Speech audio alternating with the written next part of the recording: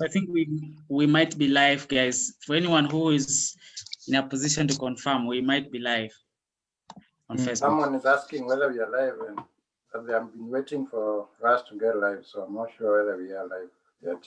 We are live now, hopefully. Just I want to confirm. Yeah, thanks. So I'm being notified that we're live. Yeah. Okay. Good. So serious first now as we head into the meeting. So Ronald Lokesofula is my name. I'm sure we have Mr. Lusweti. Just need to rename you here. Yeah. So that people can identify with you on the iPhone. Kitonga, Kasim, Evans, and what do you mean? But your iPhone, hey. So what do you mean? iPhone, it's iPhone 11 Pro Max. This is iPhone sounds too general. Yeah. No, Lusweti, you can't talk, and we are talking iPhone 12 now. So 11 Pro Max, please. Yeah, thank you guys. Let me welcome everyone now.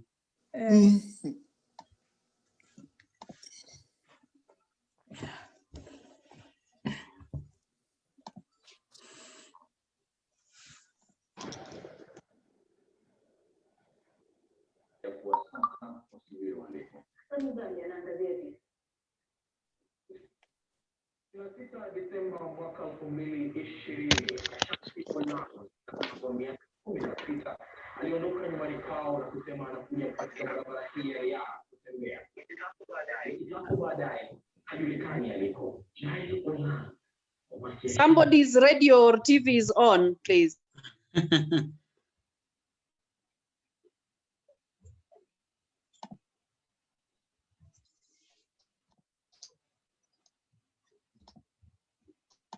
So Kasim and Evans and Gitonga, you'll be the co-hosts, so you'll manage the audience.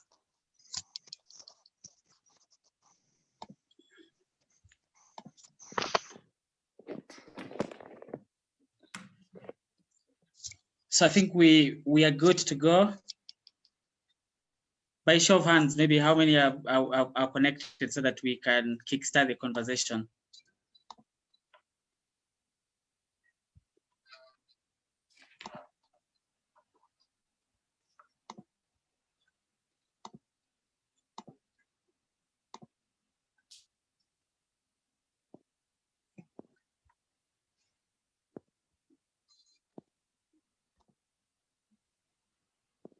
Good.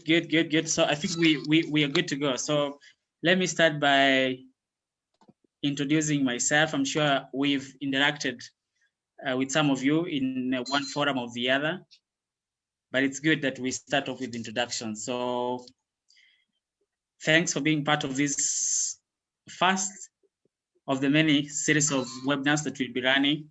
It's all about international nursing jobs from 2021 and beyond. Of course, I think nursing as a profession started gaining prominence, I think, in the last 1 or 2 years because of these many pandemics that we've been having. So speak about COVID, speak about Ebola in some areas in West Africa and some parts of Central African Republic around there. So there's a lot of prominence about nursing, and there's also a lot of discussions on how government, how individuals, how organizations can be able to aid mobility of nurses, in the sense that nurses can be able to move from one country to go and work in another country. Of course, there are also many debates in the sense that there is even a declaration by WHO around 2004. I'm sure some of us were alive then, where the World Health Organization started now kind of trying to control the immigration of people, especially from developing countries to developed countries, because a lot of discussions have been happening around there.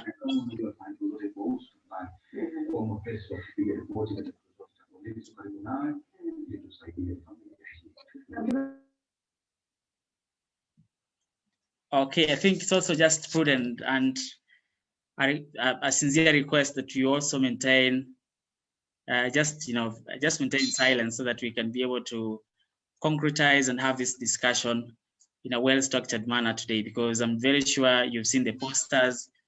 We have a very high caliber of people in our midst today, and it just be good that we give them ample time to share one or two views they have, especially about international nursing jobs in 2021.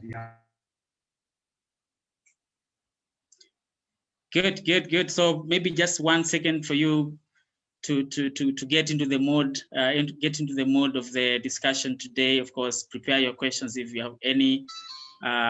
Get your glass of water if you have a glass of water or glass of anything, if you have anything in your hand, so that we can be able to start the conversation going.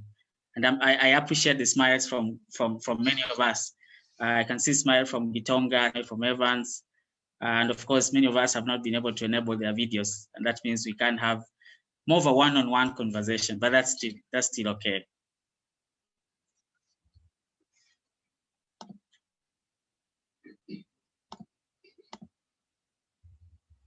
So you can all see my presentation, which is the shorter and redefined route for international nursing jobs in 2021.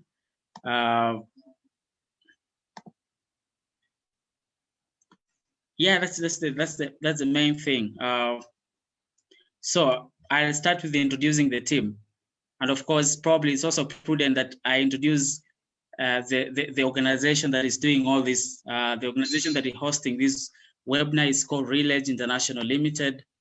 I'm very sure some of you have interacted with Reledge before. So just to give you a short story of who we are Reledge International Limited, a company limited by a private company incorporated in Kenya in 2014. I think some of us had just graduated from university, and we were very, like very ambitious.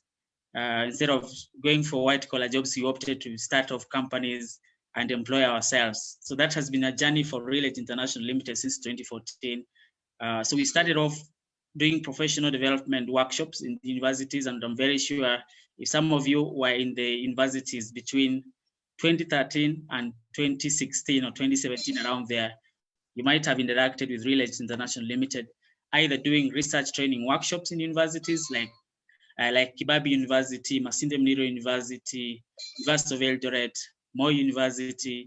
Then we also ended up doing, like skills workshops in universities, and of course, nursing schools like Great Lakes University of Kisumu, and many others. And of course, the normal universities I've also mentioned, and other parts of Nairobi were able to benefit from the programs we've been running. So we were running workshops, and of course, we were informed then that there was a very serious skills gap among graduates, where you'll graduate, yes, but you don't have the right skills as a graduate. Whether you are a nurse, whether you're a doctor, whether you are a business person, you don't have like how to do how can I say, how to do the job, yes, but maybe some key skills, we call them people skills.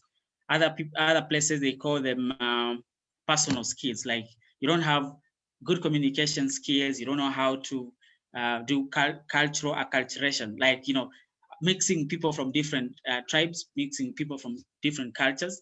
And of course, you're speaking about working as a nurse abroad, especially in the year 2021, for example, going forward, these are some of the skills you need to have. So we've been doing that since 2014, I'll say up to last year. And of course, now the pandemic came, and of course, the pandemic brought a lot of demand, especially there's a lot of shift in the mindset, especially in the professions that people are taking on.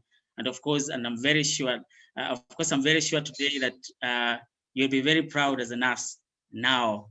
Of course, it's like a mixed feeling, kind of, because you really are proud as a nurse, because this is the right time. You're probably, as a nurse, you must be working. If you're not working before, during the pandemic, you must be working. You must be working at least somewhere. Especially, I'm referring to people like, who come from Kenya, and of course, who come from the remote parts of Kenya that I come from. So you'll be like, yeah, at least you have something to do during this COVID pandemic. But of course, this also cuts across. It's international span, international scale, where nurses are in high demand now. And of course, the WHO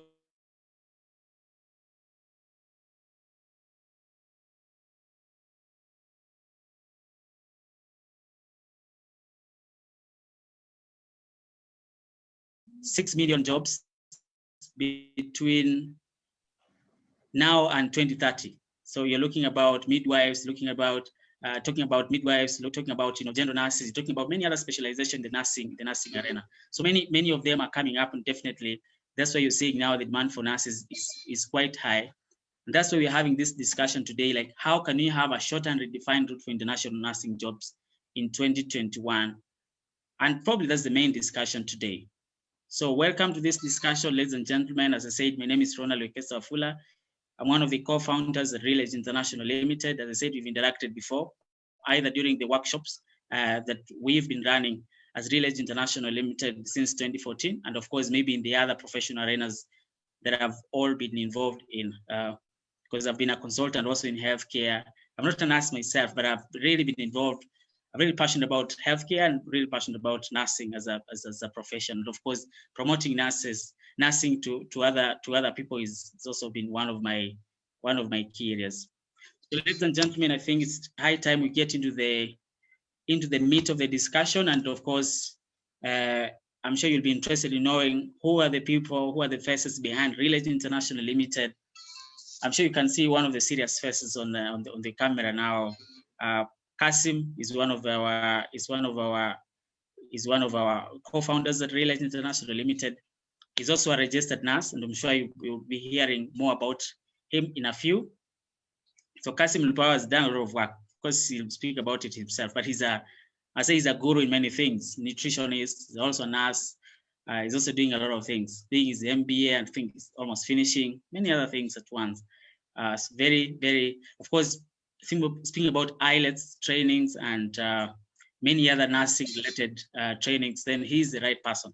Definitely he has the right experience, as you all can see. Then these are the speakers. You can see the guy in the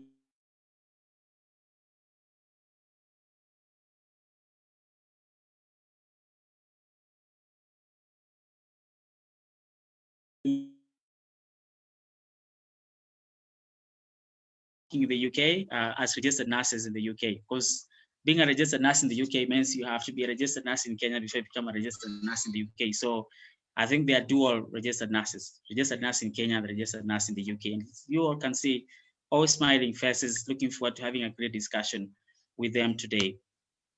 A good, serious gentleman, and of course you can be able to see Isaiah Gitonga. I don't know how to pronounce PhD because it seems a bit complex, but he's doing a PhD in psychology or in psychiatry. He's had a bit of training in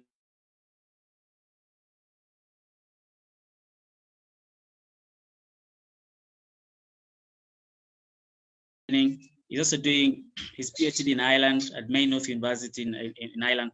We happen to be colleagues there, so that's very interesting of us. Probably that's we also met in Ireland, and of course many of these discussions about nursing, the passion, even become more concrete when I met Itonga in Ireland. We have Evans Makeke Maomba, whom is a very interesting gentleman, one of the top engineers, I'd say, in geospatial space. He's doing his Master of Science in Geospatial Engineering in Leeds in the UK. And of course, he has been an alumni of Nairobi University and many other places. Of course, that's where we also met. We happen to be in the same school at some point. Very interesting gentleman who will also be speaking to us about like how can you settle down in the UK, take advantage of what's happening there, not necessarily as a nurse, but probably as a different professional. So that might also benefit people who are listening to the conversation today and engineers or from different diverse fields who might not be in a position to be healthcare workers, but they are at least in a different profession. So interestingly, also we have Protas Lusweti. I'll say he's a guru. Many things will be spoken about him, but I think one of the most important of all is one gentleman we've not interacted that much, but from the interactions I've had, of course, they say when you want to know more about people, you need to ask others about them. You don't ask them, hey, who are you? But when you ask others about them, then they'll be able to describe them better. So from my own research, and of course, from the interactions I've had with Protas, one of the most hardworking nurses we can ever speak about is Protas. For the few who understand the nursing, promotion aspect, which is moving from one band to another. he's one guy who has been able to do that, like being promoted from one band to another within a period of a year. So I think it's really interesting that we listen to Protas, and he'll be sharing more about that. Then you also have Gertrude Orodo. Many of you have heard of World Class Nurse. He's running a very interesting platform where nurses can be able to share the experiences, and definitely even from her Facebook page and from the smiles, you can be able to see that she's really a very passionate nurse. So she'll also be speaking to us. Emmanuel, also very passionate nurse.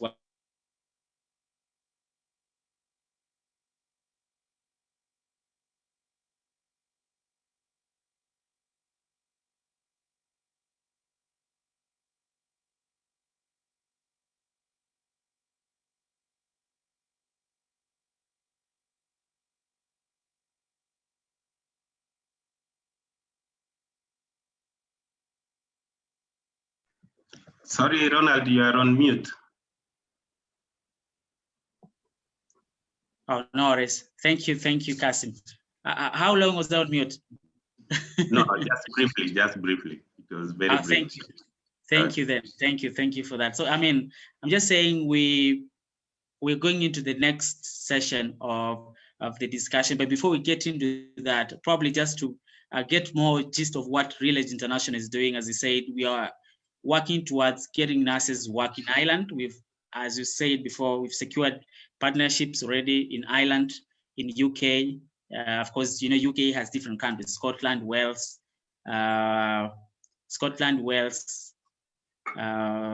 Northern Ireland, and Britain. So we've secured partnerships in most of those countries, and we've also managed to secure a partner in the US. So you can all be assured of Ireland journey, UK journey, and US journey, at least for now. But I think probably in the next 1 or 2 months, we'll be speaking about how can we dare in Canada. And of course, probably that will be another discussion some other time. So thank you, ladies and gentlemen. We'll get to the next session, which is trying to understand the speakers of the day, of course, the guest speakers mostly. What have they done? What have they done differently? What is it that enabled them to get there? You know, many other discussions will be happening along that lane. And of course, probably one of the main things, IELTS, exam, CBT related stuff, you know, culture related things, culture related issues when you're settling up abroad. And of course, many other issues that will come up. And definitely also expect maximum participation from the audience. So we expect that you'll be asking questions, because good students are students who will be asking questions, not just people who will be listening. So, or who will be listening and doing nothing. So I expect you to also raise up your question, raise up your hand, yeah, so that we can be able to proceed. And I think at this point, if you allow me, I will welcome our moderator for the next session, who is Mr. Kasim Lupao Nyongesa. Thank you, Kasim, and welcome.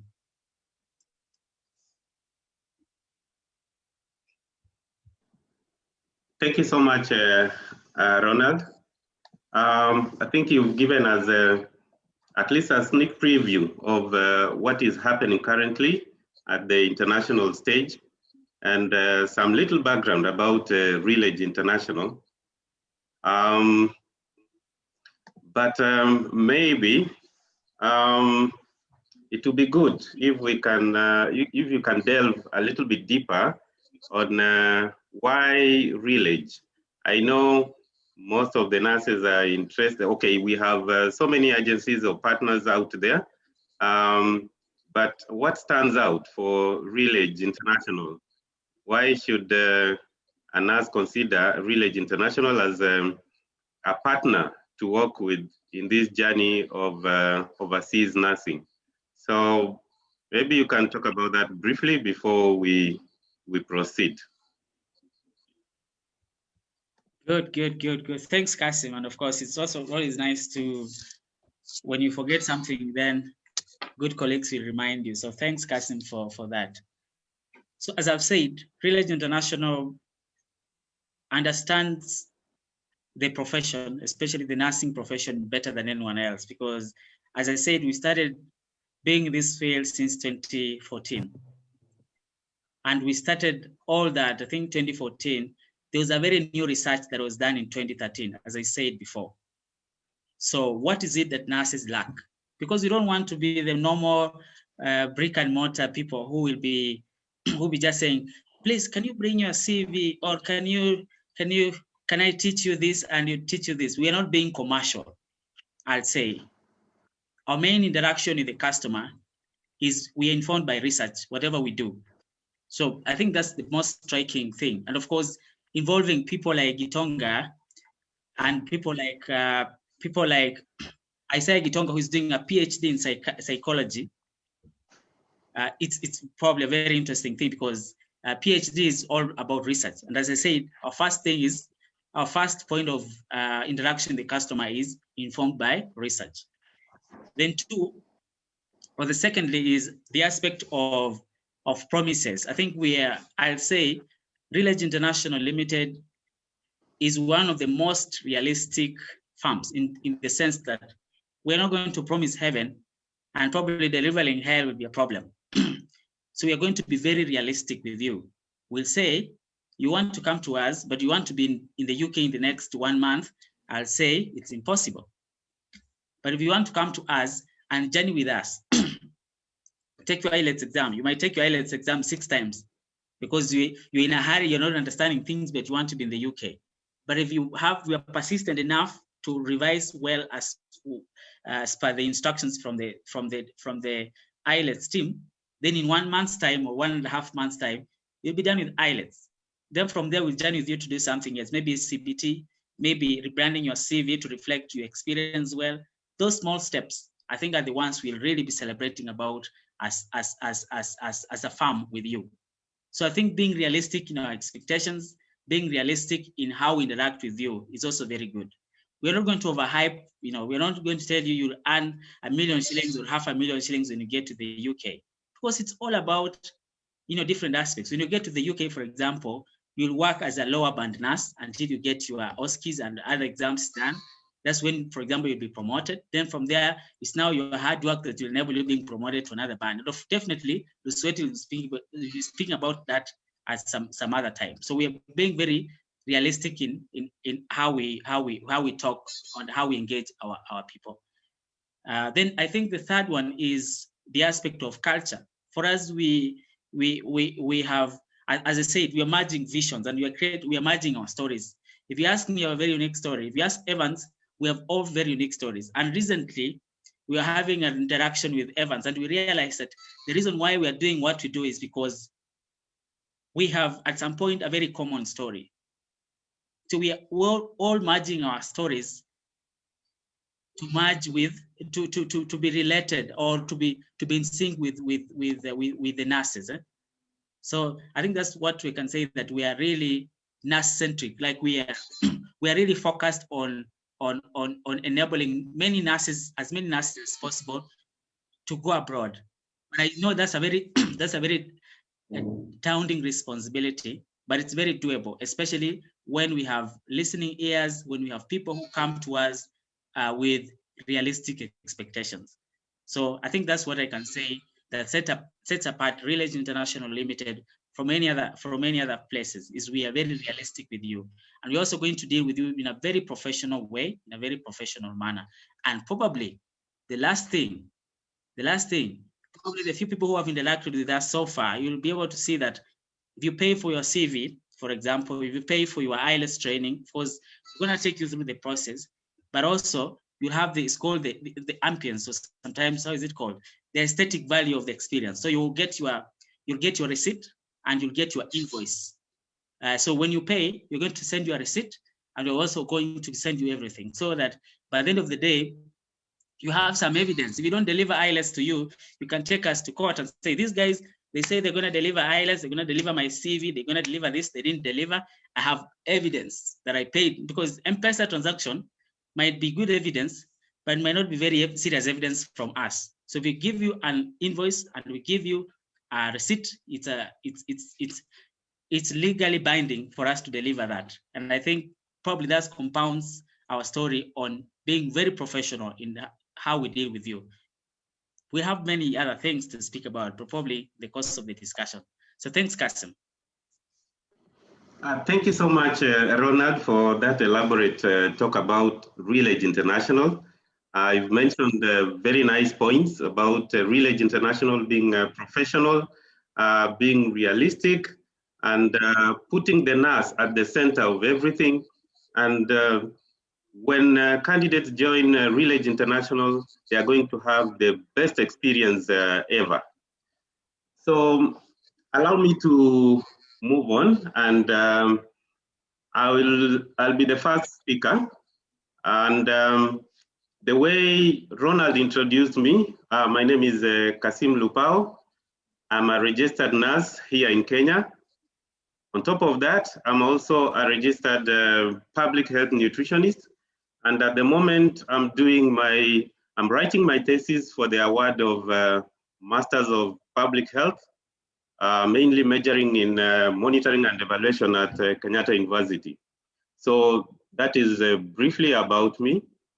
And at RealAge International, what I do mainly is coordination of the IELTS training. And this is the first step that candidates begin with. And I coordinate everything to do with the IELTS training.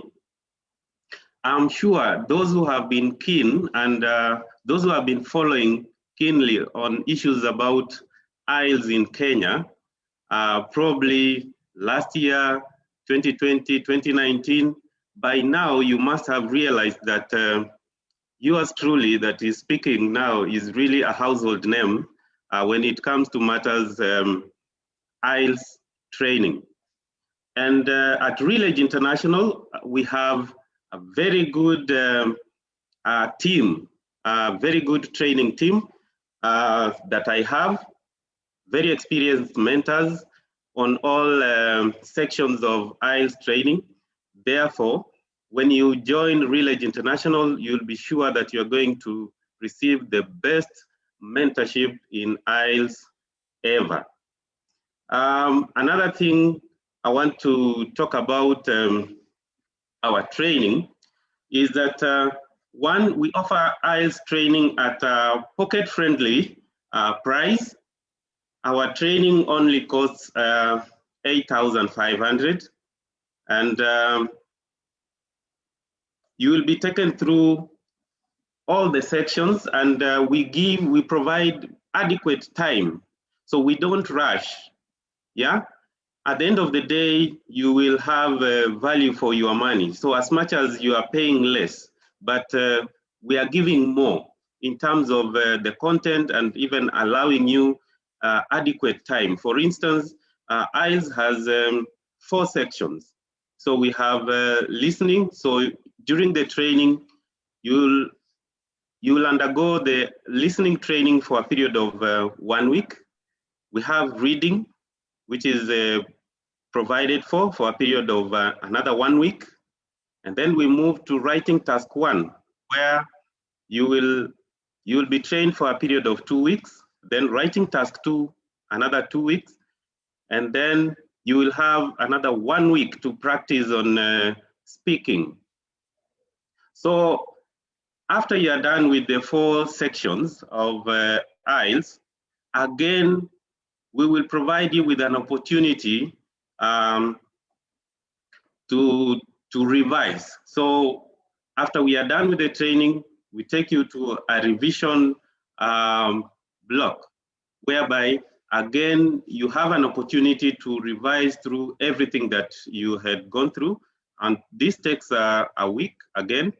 And then just before you sit for your exams, we move you to another stage of final lap, where we just have a recap of everything again for a period of 1 week. And then most importantly, when you join RealAge International, so the kind of IELTS materials you are going to interact with really reflect the real situation in the IELTS exam.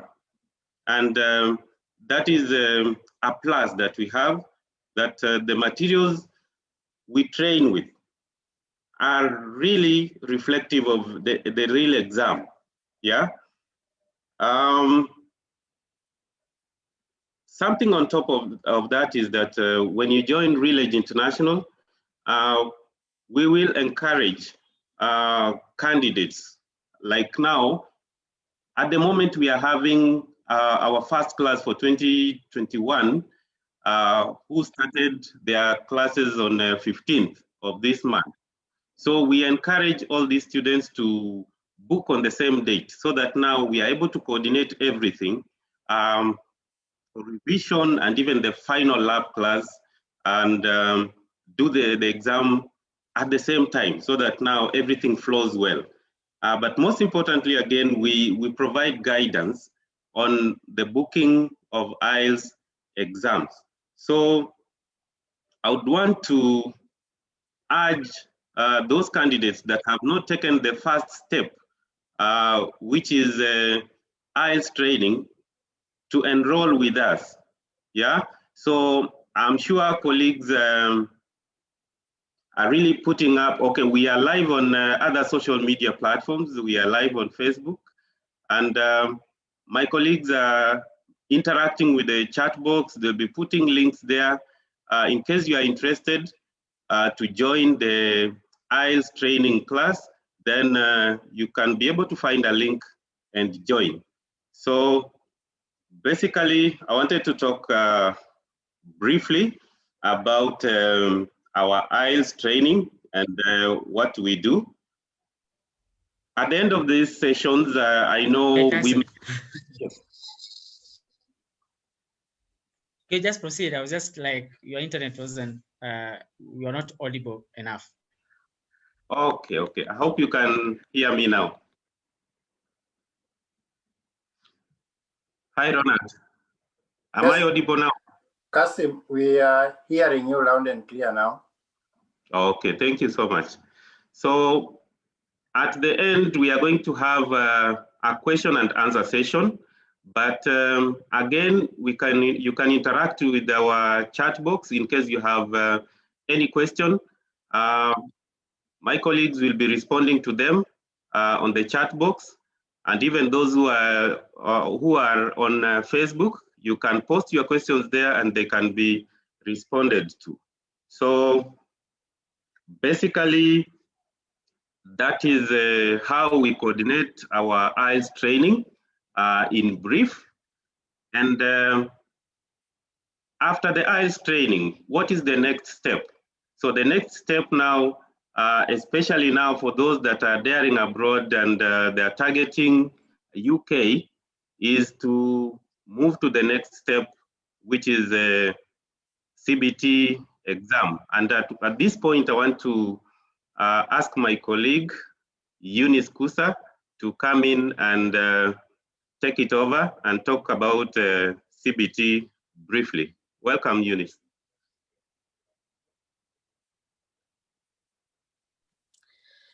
Thank you, Kasim. As you've heard, my name is Eunice Kusa. I'm a registered nurse both in Kenya and here in the UK. I did my BSN here actually. So I'm happy to welcome you all to the journey to the UK. Reledge is happy to be with you throughout the line. And for me, I'm going to talk about CBT. CBT is computer-based test that is done by the NMC registration. Actually, it's part of competence test. For you to come to the UK as a nurse, you need to do the exams to be registered here, as well as any other nurse from any other country coming to Kenya, whether from US, must be registered with Nursing Council. So it's a genuine requirement. So for you to be registered, you need to do 2 exams to prove your competence and proficiency in nursing. So part 1 is CBT, which is computer-based test. This test is done in any Pearson center in whichever country. So you can do it in your home country, wherever you are. And the exam is actually multiple choice.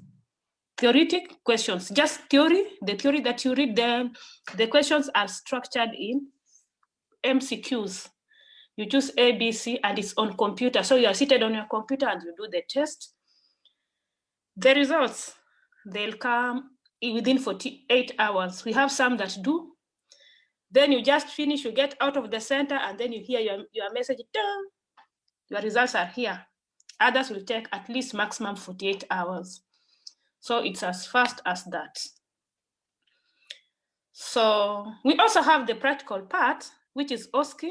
It's a practical part it's part 2 of the competence, but that one is done here in the UK. It's sponsored by your sponsor, who is your employer. So I won't talk much about it because you'll do it here anyway, because I know all of us are coming here, those who have chosen the journey to the UK. The test and NMC registration, you can register in any field of nursing, whereby we have like mental health nursing, we have adult nursing, pediatric nursing, you can register as theater nursing. Now, the thing is that when you start your registration as registered nurse, maybe adult nurse, you'll remain an adult nurse. If you register as pediatric nurse, you'll remain as a pediatric nurse. Mental health nurse will remain that way, meaning if you reach a time, then you decide I want to advance and specialize in something different as a registered nurse, it's welcome, but your status in the register won't change.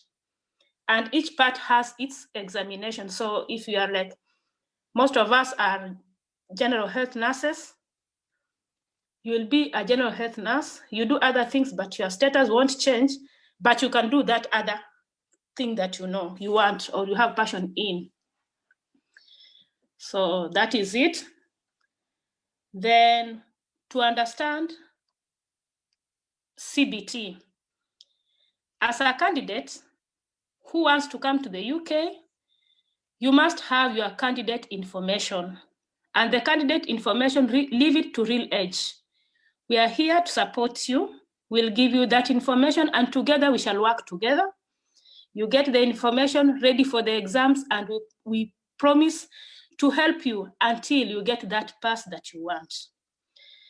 Also, we need to have that code, the code for NMC, whereby you must have the standards. You must have the standards. Sorry, something happened with my internet. You must have the standards that are accepted to practice in the register, in the NMC register. So these exams, as I told you, it's computer-based, meaning you can do it online. And you have to book for it, actually. So for you to book it, you have to start with your registration with NMC, whereby you will go to NMC Overseas Registration, of course, with Real Edge support and guidance. Then NMC itself will give you the guidance on how to register with the exam. So they'll give you email with details how to do the exam, then you book in a Pearson and Center. Results for CBT. CBT is nice because the results are good. Back then when we did, our results were 70 pass. For you to pass, you have to get a 70, but the mark was lowered to 60. So out of 120 questions, you just need to get like 70 or 80 questions there. Then you got your pass with NMC. That is it.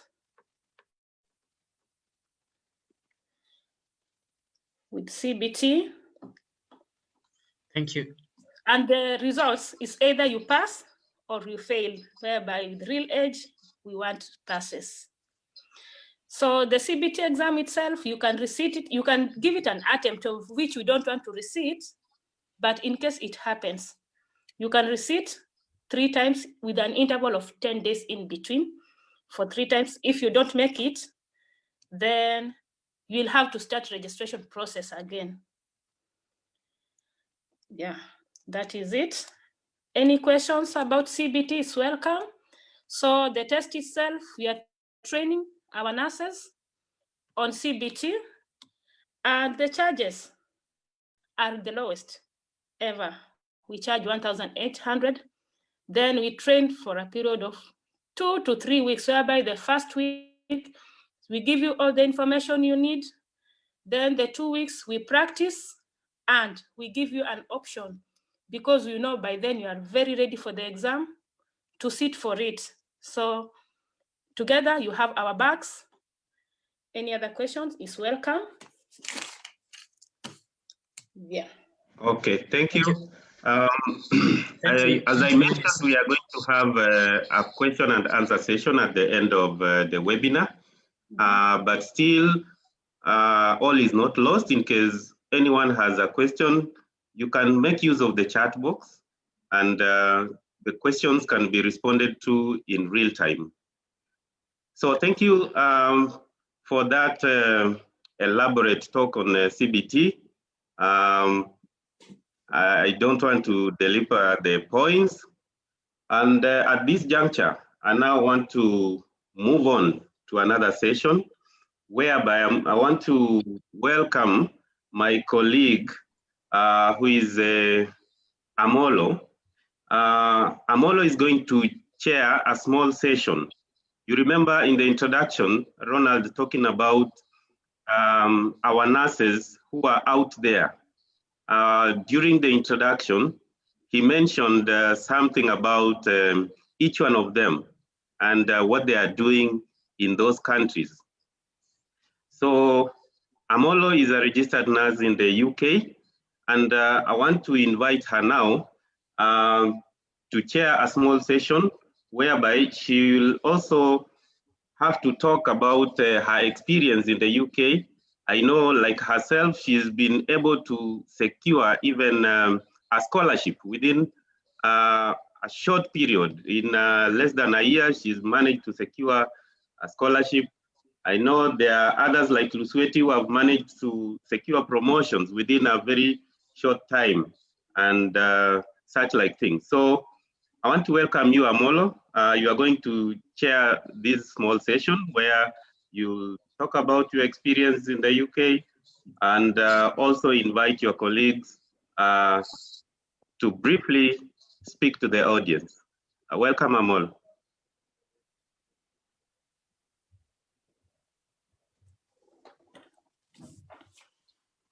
Okay, Happy New Year, everyone. Happy New Year. Happy New Year, Molo.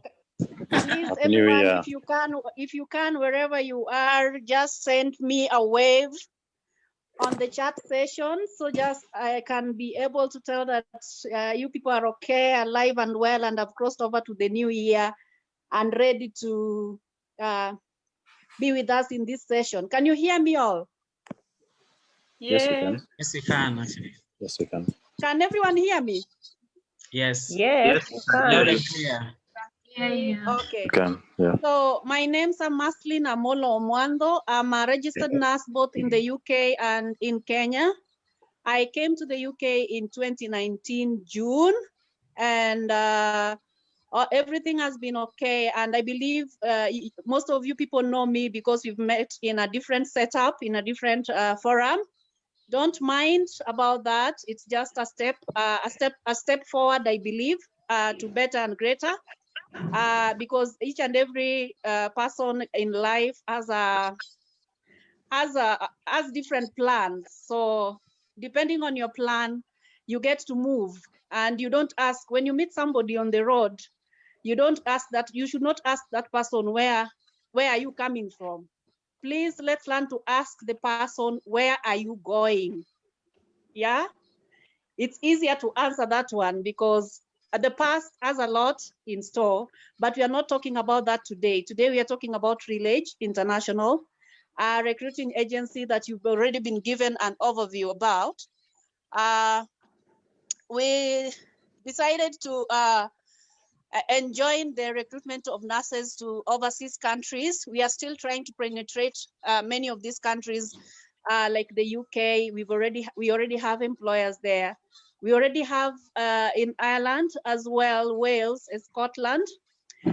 We are still trying to pursue the countries like Canada, Australia, USA, but those ones with time will give you, as time goes by, we are hoping to have so many of these webinars and we're going to give the nurses as much support as we can.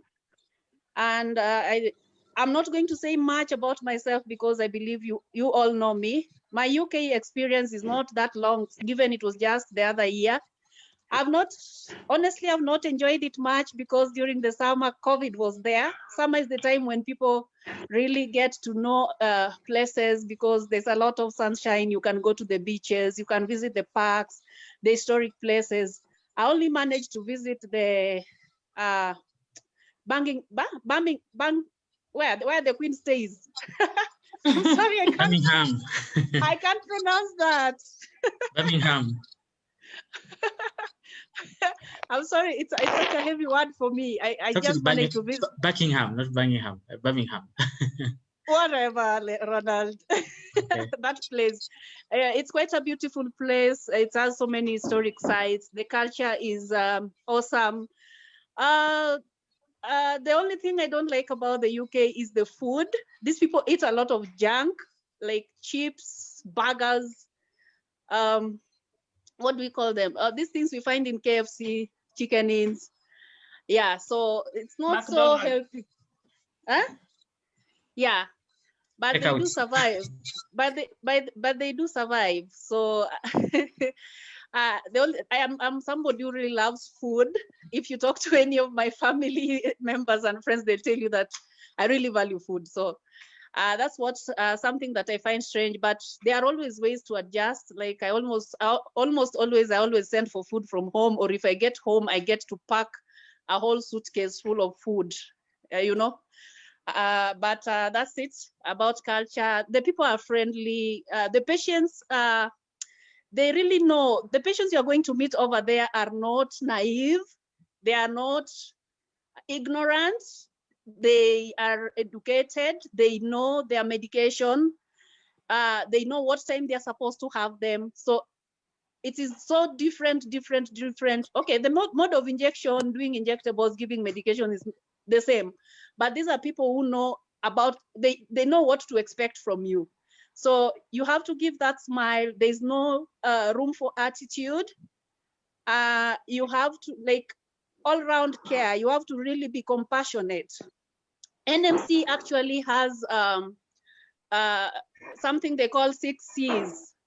It's all about compassion in care, doing everything revolving about this patient, being holistic about each and every individual. And this has really taught me patience. It has really made me a better nurse, the experience. It's rewarding. I've always told the nurses that I've met in the line of this recruitment that it's not all about the money. It's also all about your peace of mind as a human being. I, for one, cannot work in a stressful environment. I would quit the next day and catch the next plane home. And I can say that I've stayed because there is support. People break down, the work is a lot, you can break down, but there's always support for you. These people are always smiling, reaching out. Your colleagues are always asking you, are you okay? There are smiles everywhere, like people are not staring at you because of your color. Racism is there, but the country is very strict when it comes to racism. So somebody, if caught, I think the penalties outweigh the benefit of doing it all together. So they will be there, but from afar. In my years, in the 1.5 or so years that I've been there, I've not really experienced it per se, and I hope not to experience it because I prefer the friendliness. It gives you the peace of mind to work, and it makes them. It makes you miss home less. You know, you'll always miss your family. You'll always miss Kenya and everything that has to do with Kenya. East or West, home is best. About career development, these people are pro-education. As long as you are hardworking and you show the need for you to do that. They do a performance appraisals just like any other country. Even here in Kenya, we used to have a performance appraisals. And then there's that bit of professional development. They will ask you, like, what do you intend to do in the next year, in the next 5 years? Professionally, which area do you want to specialize in? Anything? Maybe I went to the UK as a general nurse, And I've always, all the years of practice that I had in Kenya, I really preferred to be a midwife. So I'm working in line with that. You get to the UK as a general nurse, but then you get to work. You can always get to work towards the specialty that you want. It is not, they are not strict. They are open to career growth. Anything that you want to pursue, as long as it is in line with your services as a nurse, they have no problem with that. And after my appraisal in June last year, they asked me what I wanted as a professional, and I told them I never had a chance to do my degree back home in Kenya. So they asked me, what can we do for you? Do you need assistance to register to a local university or what? I told them registration with the university is not a problem. The problem is the money. I cannot work, save, at the same time I have responsibilities, but I really need to have my degree done. And they just directed me to the department that is responsible for career development. I went for an interview. I blew their minds off, and I came out of that meeting smiling with a full scholarship for my degree course. So for that, I'm really grateful. It's never about the money. It's also about job satisfaction. It's also about your peace of mind. At the end of it, money, we will always need more.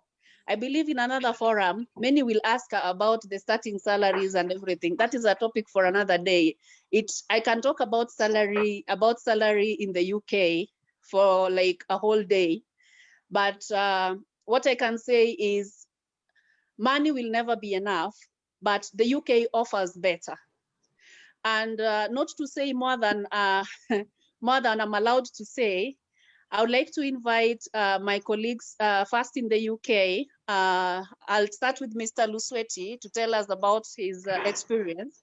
Then after he's done, please, Mr. Lusweti, can you invite Gertrude, a world-class nurse? Please, we need to support that girl. That program is quite awesome. If you follow her on Facebook, on the social media pages, please give her the support. It really, she really knows how to, she's sometimes challenging, sometimes she's funny, sometimes like stress relieving, sometimes she just tells you it's okay, things are gonna be fine. And sometimes she'll just tell you, just do it already. Don't pause, just do it. So Mr. Lusweti, after you've done, please welcome Gertrude for us. Gertrude, after you're done, please welcome Mr. Kipngeno from Wales to tell us more about where he is. Thank you so much.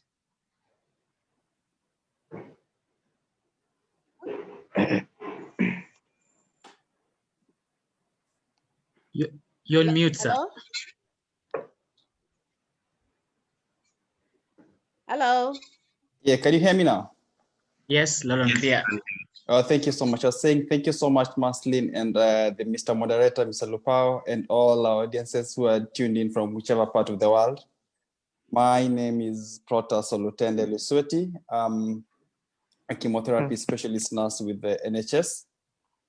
In Kenya, I school at the University of Nairobi. So I've been in the UK for the last 1.5 years because I came here last year, to 2019 in June. And I think talking of my journey, I can say it's been quite smooth, and I honestly can't regret the decision to pack my bags and come over here. So I think I was I'd been informed to talk specifically on maybe matters promotion, which maybe I might dwell so much. So as you've been told, maybe before, I got my promotion within roughly the first 1 year. So maybe I'll talk quite a lot about that. So talking about promotions, unlike in Kenya, where maybe promotions are mostly based on your years of service, that is, if it's fair. I think in the UK, it's quite straightforward. They're competitive. As long as you meet the basic requirements, you apply for the job, the opening that is available, go for the interview, you'll definitely be considered for the interview. For my case, when I came here, I think last year, June, 3 months down the line, I was put in a course that is a chemotherapy course at Oxford Brookes University. That's a postgraduate certificate, sorry. So once I completed that course, then a vacancy arose, which I tendered my application and went for the interview, and I was considered for the job. So the thing is, my point here is the system is quite fair. So if you know what you're doing, if you've really shown at your place of work that you're good at what you're doing and you got the necessary skills they need for you to do the job, you'll definitely be considered. Right. Yeah, I think that's it. I'll be happy to take questions about that going forward. Back to you, Mr. Lupao. Unless if there's anything maybe I need to clarify more, but I'll be more than happy to add that. Hi, I have a question. Yes, please. Thanks for your contribution, very valuable. I have a question about the interview process. Yeah. So you said that you went for an interview. Could you elaborate on that? What was that like? What kind of questions? Is it any different from what's at home? Home, I mean Kenya. Yeah, kuliendaje? Tueleze tafadhali. Okay, it's not like really, because normally interview questions are sort of have a universal way of, a universal sort of format. So I can say they're more or less same as what we have in Kenya, but it depends on the department you are in. Like, for example, in my case, I was applying for a chemotherapy specialist nurse job. So of course, you'll have those general interview questions that follow the normal universal format. But at the same time, there'll be some specific interviews tailored towards the specific job you're applying for. So in my case, it was about the chemotherapy specialist nurse job. So yeah. Shukran. Karibu sana. Any other clarification need to be? Okay, I think in case there will be any other questions, they can be asked later. We will have a session for question and answers. So yes, now allow me to move on to the next speaker. And I want to make a disclaimer that the next speaker here was my teacher. So yeah, she trained me IELTS. And in addition to that, I think she acknowledged my ability and really recommended that I undergo some additional mentorship now to become a trainer. So she trained me IELTS, and also she trained me to become an IELTS trainer. Yes, so I want to welcome Gertrude Orodo. Please talk to us. Okay, thank you very much, Kasim. And I want to thank the organizers of this event for giving me this chance. So I think you guys invest the hierarchy. You know, usually you start from the juniors going to the seniors when you're giving speeches, but it's like you started with the seniors coming down to the juniors. So unlike Lusweti, unlike Amolo, who have secured promotions and scholarships, I am still just, a nurse, which is not a bad thing. I'm not trying to say it's a bad thing. So maybe just to say I'm Gertrude Orodo, I'm a Kenya registered nurse and UK registered nurse, and I work for Mid and South Essex Hospital. Me and Amolo actually work in the same trust. So I think for me, my focus today is going to be on the theme of this whole discussion. Maybe you're a nurse, you're still in Kenya, like what do you need to do? What is the fastest way or the fastest route you can use to get yourself over to the UK? And I think for me, the very first important thing you need to do is to make the decision. people assume that it's very easy to make that decision. Like maybe you've seen Gertrude is in the UK, or you've seen Lusuet is in the UK, and then you just decide, oh, I'm going to go to the UK. It doesn't work like that.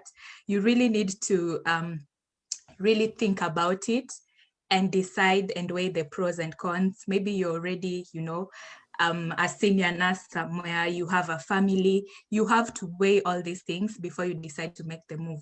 So if you are out there and you want to move to any country, the first step would be to make the decision and be sure that this is what you want to do. Then after making the decision, I think the next best thing you can do to fasten your process is to seek guidance. As many of the speakers have mentioned, we have agencies right now offering the guidance. There are people who feel that they are capable of doing it alone, which is actually still doable, but that's like taking the long route, They usually say if you want to go far, go together, but if you want to go slowly, go alone. So the next step after making the decision would be to seek guidance. So you can reach out to this Real Age International for information. I have so many people who send me messages on different social media platforms just to get the information to let you know like how best can you make it coming abroad. So make the decision, seek guidance, and then finally, like Amolo said, just do it. Just start the process, just register for IELTS, just register for CBT, apply for your passport, do all these things that can help you now to actually actualize coming abroad. I think that would be my advice. For me personally, I have a passion for student nurses and young nurses out there. Like I keep saying in my different social media platforms, I did not have a good experience as a student nurse and as a young nurse. So all the work that I'm trying to do right now, I just focused on motivating, those young nurses out there, those new graduates, nurses who are thinking, why did I do nursing? Is this the career for me? So that is what I'm doing at the minute. And maybe just a bit to touch on working in the UK. Maybe Amola said that she had a good experience. My experience was kind of bittersweet. Like there were really very, very, very, very hard days. And there are some days which are okay, just okay. So when you're working in the UK or when you come over, obviously it's not home. You don't expect it to be the same as home. You're going to have different challenges, adjusting to the workplace, adjusting to the routines. You have winter, you have the food, like Amolo said, like there are so many challenges that happen, but you just need, to find a way of letting off. If you follow me on Facebook, you usually see me dancing once in a while. It's not that I'm just dancing for the sake. It's just a way of, trying to stay relaxed so that when I get stressed from work, I can find a way of releasing the stress and being able to go back to work the next day. So when you come to the UK or you move to whichever country, you're going to face some challenges. You just need to find a way of releasing the stress. For some people, it's sleeping the whole day. For some people, it's cooking and eating. For some people, it's going for a walk, going to the gym, going for a jog. For others like me, it's dancing. So it's actually, you can manage to, get here, you can manage to adjust, and you can manage to enjoy life. And one thing I must really point out, that it's way better than Kenya, to be honest. Like the work environment, the pay, it's way better than Kenya. So if you're right there thinking about it, this is the time to just do it. Just register now for IELTS and get it going. Don't wait anymore. Don't wait for February salary. Don't wait for March to start. Just start now, small. Just start small. So having said that, I think, yeah, unless there's something else, I can answer any questions media and follow my page at World Class Nurse for more information on just adjusting to the UK. I put out a lot of information on that as well. I think over to you, Kasim. Okay, thank you so much, Gertrude, for the good work you are doing. in motivating young nurses. Yeah, and I just want to encourage everyone to really like and follow Gertrude on her social media platform, that is the World Class Nurse, and you will be able to get some very good information. And thank you again for the step-by-step information that you've been able to provide. Yes, so at this juncture, I want to welcome another colleague.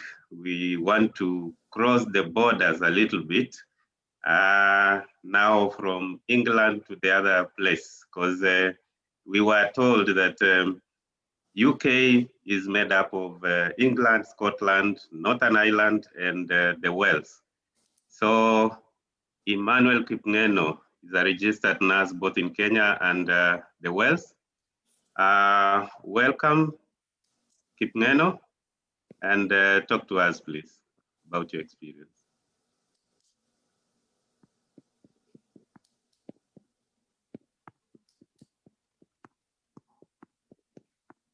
Kipngeno, are you in?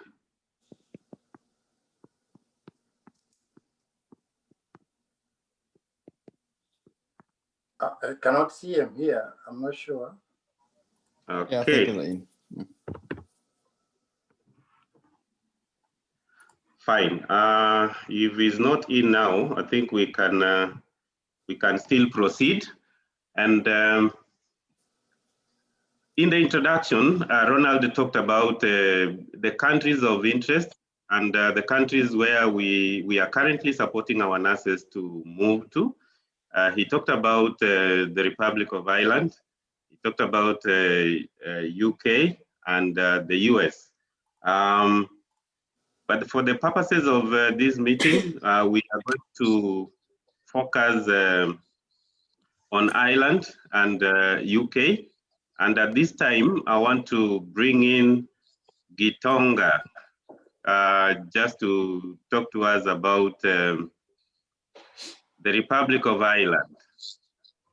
So the Republic of Ireland is not part of the UK, but it is in the EU. So, and that is one of the countries we are targeting to take our nurses to. So, Gitonga, if you are getting me, please, you can take over. Thank you. Thank you. Thank you very much, Kasim. Thank you very much, Kasim, and thank you, the previous speakers, for the very, interesting discussion that we are putting forward, targeting to our nurses, especially those who are dreaming of, working in the international market.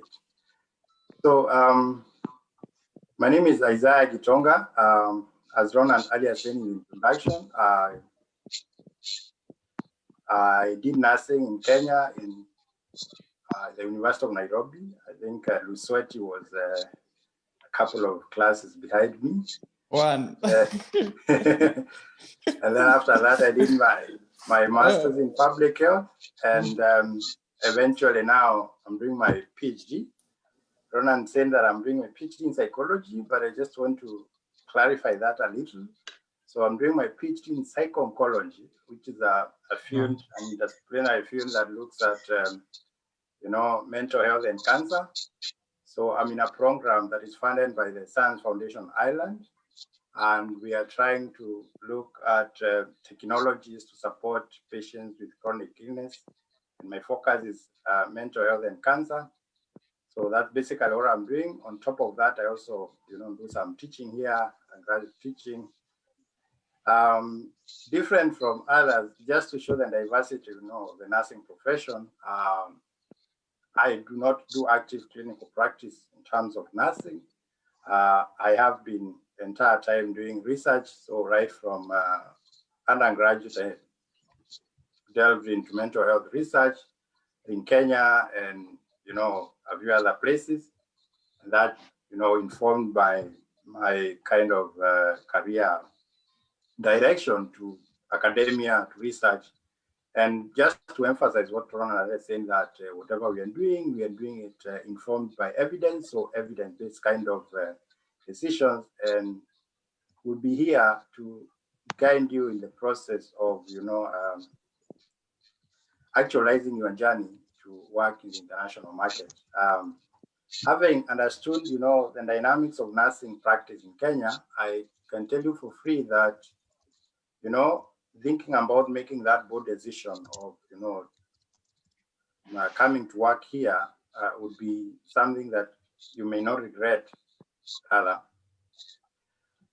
Maslin and I think Gertrude and Eunice talked about, the peace of mind that comes with working in a place whereby you don't have to worry about so many things at the same time, and you're expected to deliver. I would say, generally speaking, that having and some bit of interactions with, the hospitals and the nursing care homes and facilities here in Ireland, I'm saying for free that it's something that you can consider actually,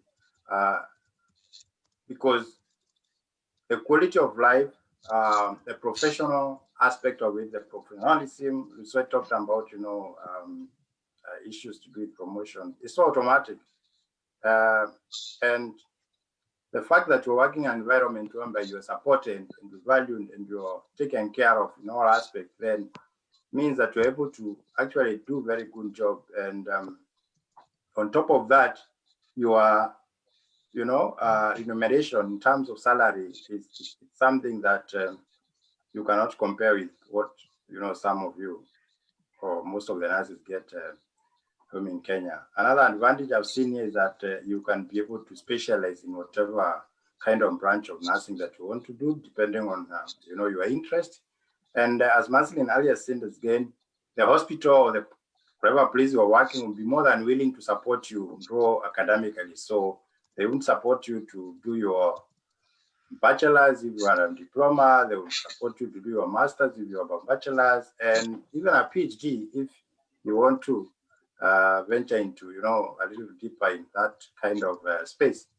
So really what I would say is that I'm here part of the larger team of Redefined International to be able to answer any specific question that you have about the Republic of Ireland. Ireland is a small, very beautiful country with a population of less than 5 million people.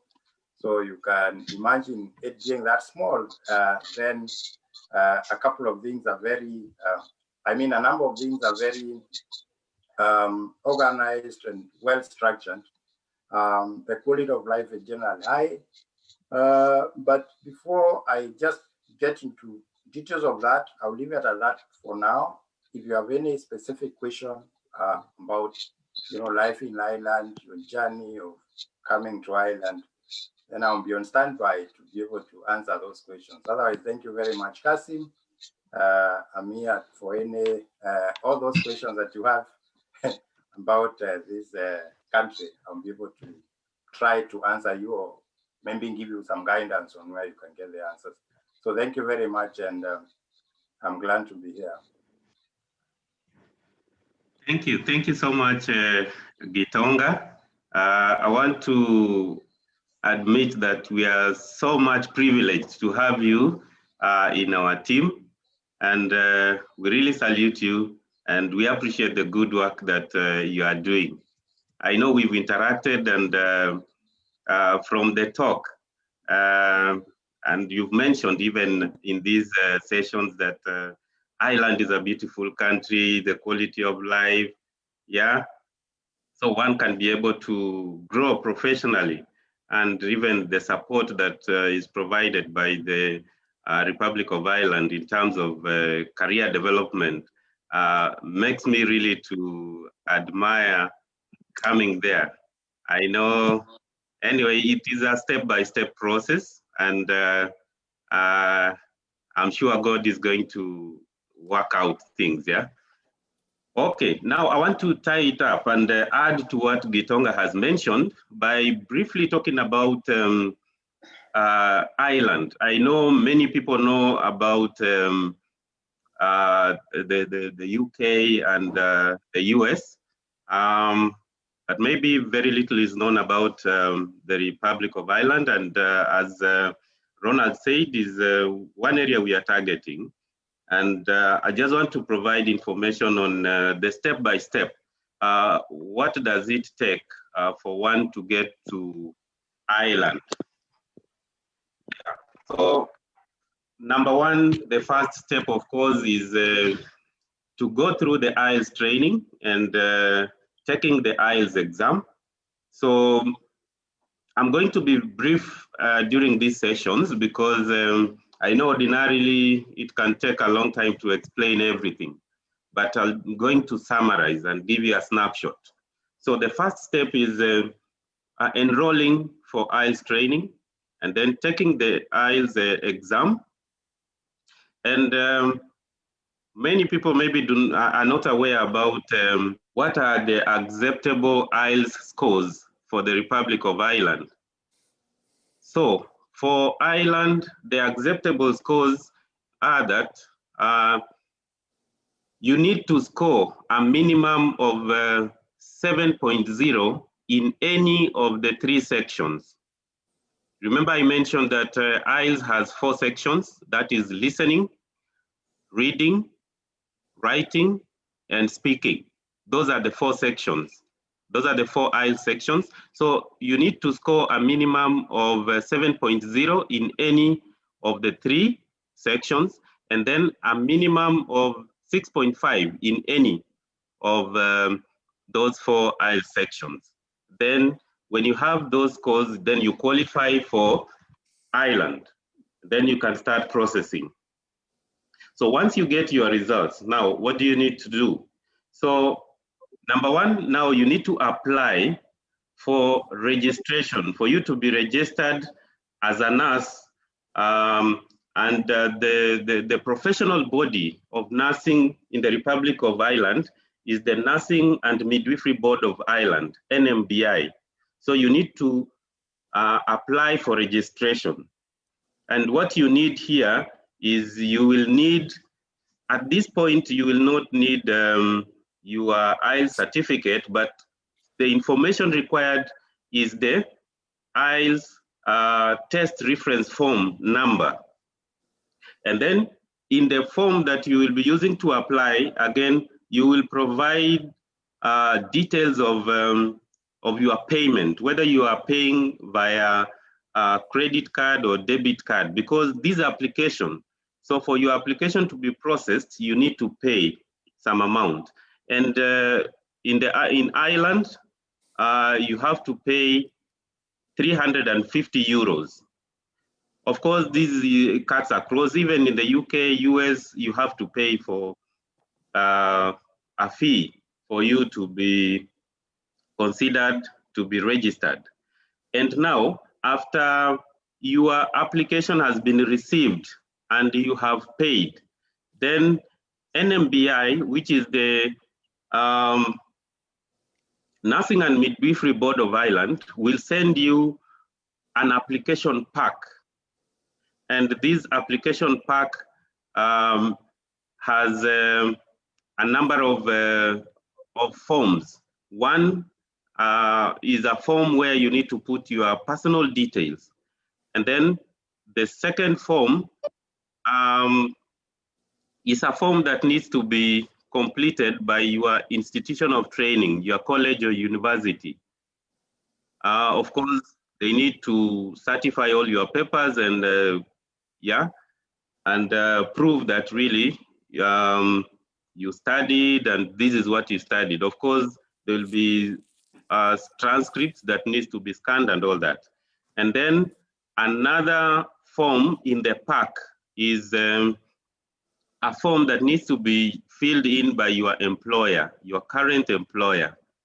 And then the last form in the pack is a form that needs to be completed by the Nursing Council of Kenya for those who are in Kenya. So the Nursing Council of Kenya needs to verify your qualification, your certificates, your license. So it's just approved that you are in good standing with the Nursing Council of Kenya. And then Once all these things have been verified, yeah, at the moment, the registration process or the application is online. So you will, when they send you the pack, they will send you credentials where you are supposed to open an account with the NMBI. So on that platform, you will have your account, and then now, once all these documents have been verified, you will upload them to that online system. And then NMBI will assess your papers or your application, and then once satisfied, then they will send you a decision letter indicating that they are satisfied. Okay, the decision letter can have several outcomes. So they can accept that after review, they can allow you to be registered as a nurse in the Republic of Ireland, or they can decline. Or alternatively, if there is more information that is required, they will always let you know that they need more information from you, which you need to provide for them to proceed. So assuming you've received your decision letter and it is positive, what is the next step? So the next step after that is now, we are going to liaise with our partners or our employers that we have secured partnership with in the Republic of Ireland, so that we organize for your interviews. So you will do an interview. Of course, it will be conducted via Skype. And if you are successful in that interview, then you will be issued with an offer letter. And then after that, then the other processes then follow, whereby you need to process for a visa, yeah? But now in this case, the kind of visa that will be processed will be an exam visa, because unlike UK, in Ireland, so you will sit for the competency tests, both the theory and practical in Ireland. So you will get an exam visa, and then you will be prepared to fly to Ireland. But before that, what will happen is, together with our partners, we are going to prepare you for that competency test, but in Ireland is known as the aptitude test. So we'll have a period of preparation just to make sure that you are ready to take that exam. So previously, there used to be an adaptation process whereby you get to Ireland, you get to a hospital environment, whereby slowly by slowly you are introduced to that kind of environment, and then you are given a period of between 6 to 8 weeks, then you do your exams. But now things have changed a little bit with the advent of COVID-19. You will not go to a hospital environment. So you will fly to Ireland, and then of course there will be 2 weeks of quarantine, after which now there will be tests that will be done. If you are negative, then you will move to the next stage, whereby you are going to do now your competency test. So of course, after the 2 weeks of quarantine, there will be 1 week of preparation. Yeah, so but now the exam will be done in a skills lab. You will not go to do your exam in a hospital setting. So there will be a skills lab where you'll do your practical exam. And then when you pass, then that is when now you will be fully registered, you will get a PIN number, and then now start working as a registered nurse in the Republic of Ireland. So briefly, that is how it goes. for the Republic of Ireland. Again, if there will be questions, I'll be able to respond to them at the end. But again, you can make good use of the chat box. We can still respond to your questions in real time. Yeah, so that is much about the process or the step-by-step process for getting to the Republic of Ireland. I want to welcome Amolo. I don't know if I know you talked passionately about the UK. I know UK is another country that we are also targeting, but you can just summarize briefly about UK, and then we move on.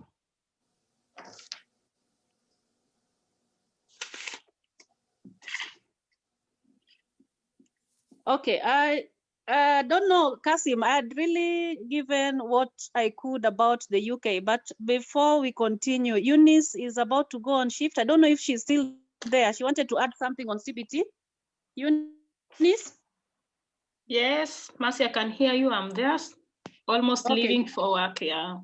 Okay, take your time. You wanted to add something about CBT. Yes, I've seen some questions about CBT.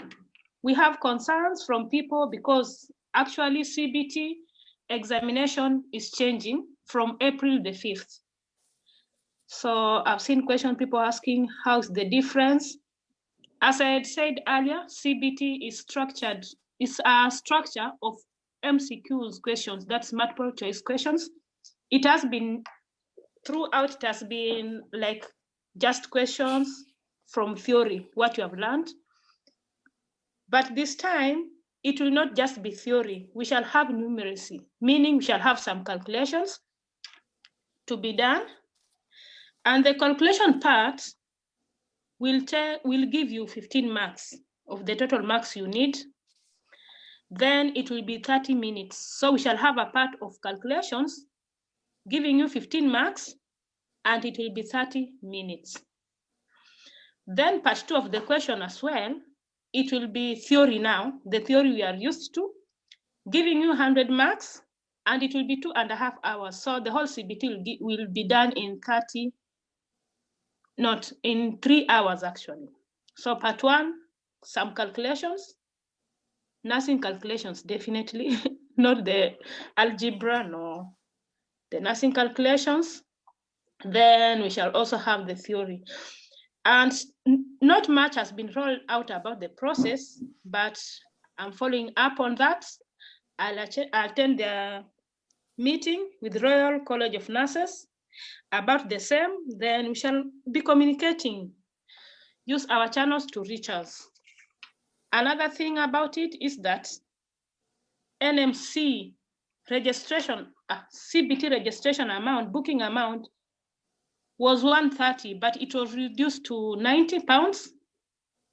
And this is about 13,000 Kenyan money. So the money has not been changed, actually. It will remain 13,320 approximately, because it goes with the rates as well. So that is it. Another good thing about it is that with NMC registration for the UK, you can start immediately interacting with them.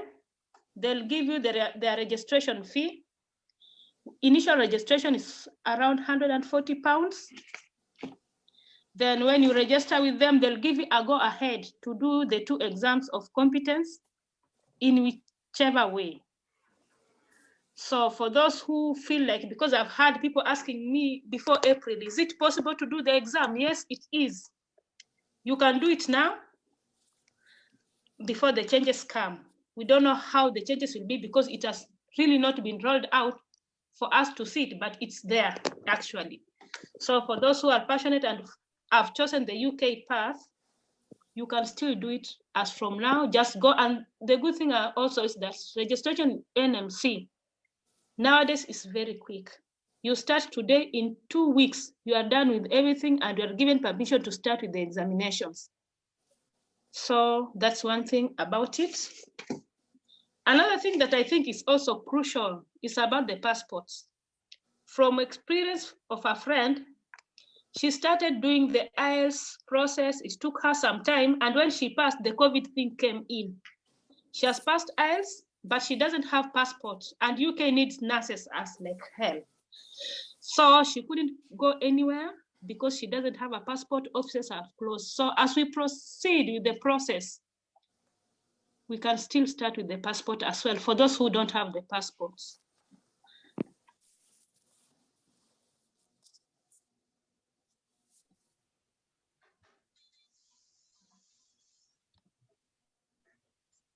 Thanks, Eunice, for the presentation.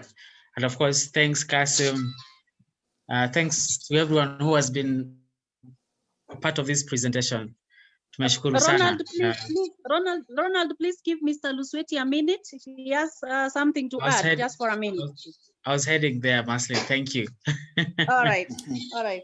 I'm just saying thank you to everyone who has been part of this. I mean, we started, we've just been there, like hatujapoteza mtu kutoka kwenda to another platform, leaving the session. So that means we've been very informative since minute 1 up to now. So thanks to everyone who has been able to facilitate that. So I'm welcoming Mr. Lusweti, then I'll give a chance to our geospatial engineer in the house to speak something about the UK process and especially how nurses even can be able to secure scholarships to study in the UK or any other country. So welcome, Mr. Lusweti, then I'll welcome Evans. Oh, yeah. Thanks so much, Ronald. I'll briefly highlight on the diversity of our career. Actually, my senior Gitosh, we used to call him Gitosh, Gitonga, highlighted elaborately how diverse our nursing profession is. So one thing for sure I can tell you about the UK, it gives you an opportunity to like really, okay, it doesn't, when you come to the UK as a registered general nurse, you're not necessarily confined to the bedside if that's not what you really want to do. So once you've come here and you have an area in which you want to follow, the UK, sorry, 1 minute. Okay, the survey came over, sorry, 1 minute. Just to say, Lusweti, don't worry about the survey. Thank you. So as I was saying, one thing about the UK, it offers you an opportunity to go to your area of choice. And maybe from what I've seen, I have a friend of mine who came from Ghana as a registered nurse. I mean, he used to work for another hospital that's not very far away from where I am. He's now a tutor at a college here. Maybe from a personal experience in future, I mean, I'm currently taking my master's in clinical trial. I'll clearly want to go into cancer research in the near future. So guys, I know I've talked to many of my colleagues who are scared of taking up this opportunity because they don't want to confine themselves to the bedside forever. One thing this country offers is if you are good at something and you really want to pursue it, you'll definitely be given an opportunity, right? I think that's all I wanted to add, sorry. Thank you, Mr. Lusweti. And it's a very valid point, by the way, for people who are thinking diversity, who are thinking probably long-term, right? You have short-term plan, but your long-term strategy is to maybe end up in a probably nursing, yes, but a totally a bit different field. So thanks for that. Exactly, that was my point. I mean, if somebody has another area he wants to venture, he can use, I mean, he can come to this country as a general nurse. Then once you're here, you can always follow your passion and you'll definitely still achieve it. Yeah, just to add also something, Lusweti, when also happened to be in the UK at some point doing my master's between 2017 and 2019. So I met a friend who went to the UK, I think initially as, she wasn't like, so she started as a carer, not, she wasn't like, she wasn't a nurse, a professional nurse. So she started as a carer, slowly enrolled into a certificate course, slowly enrolled into a diploma course. She's now, I think, a very certified blood expert, something like that. And she was like, in the long term, she'll want to come and establish a blood specialist center in Busia, those areas of Busia in Western Kenya. So her long-term strategy is not to end up in nursing, but of course, maybe owning a hospital, something like that. So maybe, you know, sure. some of these discussions are like you're going to the UK, you're going to Ireland, whatever the country you'll be going to work as a nurse. But you think long-term, then you'll be like, fine, I'm working for 5, 10 years, 15 years, but this is where I will have to end. Then, of course, you start thinking with the end in mind, which is the most important thing that a nurse can do. Sure, because I know of somebody who's also running a company, a cleaning company here. I mean, he's doing very well. So diversity, yeah, this country offers so much. You just need to come here first. And nursing really offers a straightforward way of coming, I mean, of relocating from Kenya. Absolutely. Sure. So thanks, Lusweti, for that. Sure, thank you. So as I promised, we also have a geospatial engineer on board. I will not say where he has worked before because it's a very interesting organization, but I'm sure he can speak about that himself. So welcome, Evans, and of course, just expectation is how were you able to maneuver, you know, getting scholarship A, scholarship B, scholarship C to go and study in the UK, and of course, how can nurses today who are listening to you here, and of course, who are part of the Village community, how can they be able to benefit from maybe your services or your experience being part of the Village community? Welcome, Evans. Well, thank you. Thank you so much, Ronald, for this opportunity. I hope everyone can hear me. Yeah. Yes. Yeah, great. So I want to be very brief. And as a geospatial engineer, I want to tell you my story in 3 words. One, there's no one who's going to tell you a story. As a nurse, you have to have your vision in mind. You have to know what you want to be. So we are here to journey with you. We are here to make you take that first step. But we also want to make sure that you achieve your vision. So you need to package yourself. And we are here to help you package yourself. I mean, the opportunities are boundless. There are so many opportunities. But now the difference is how you package yourself. And in the UK, the funny thing is you have to ask questions. You have to go out. You know, no one will come to your house and tell you, guys, there's an opportunity here, you have to do it. So once you are there, you have to be aggressive.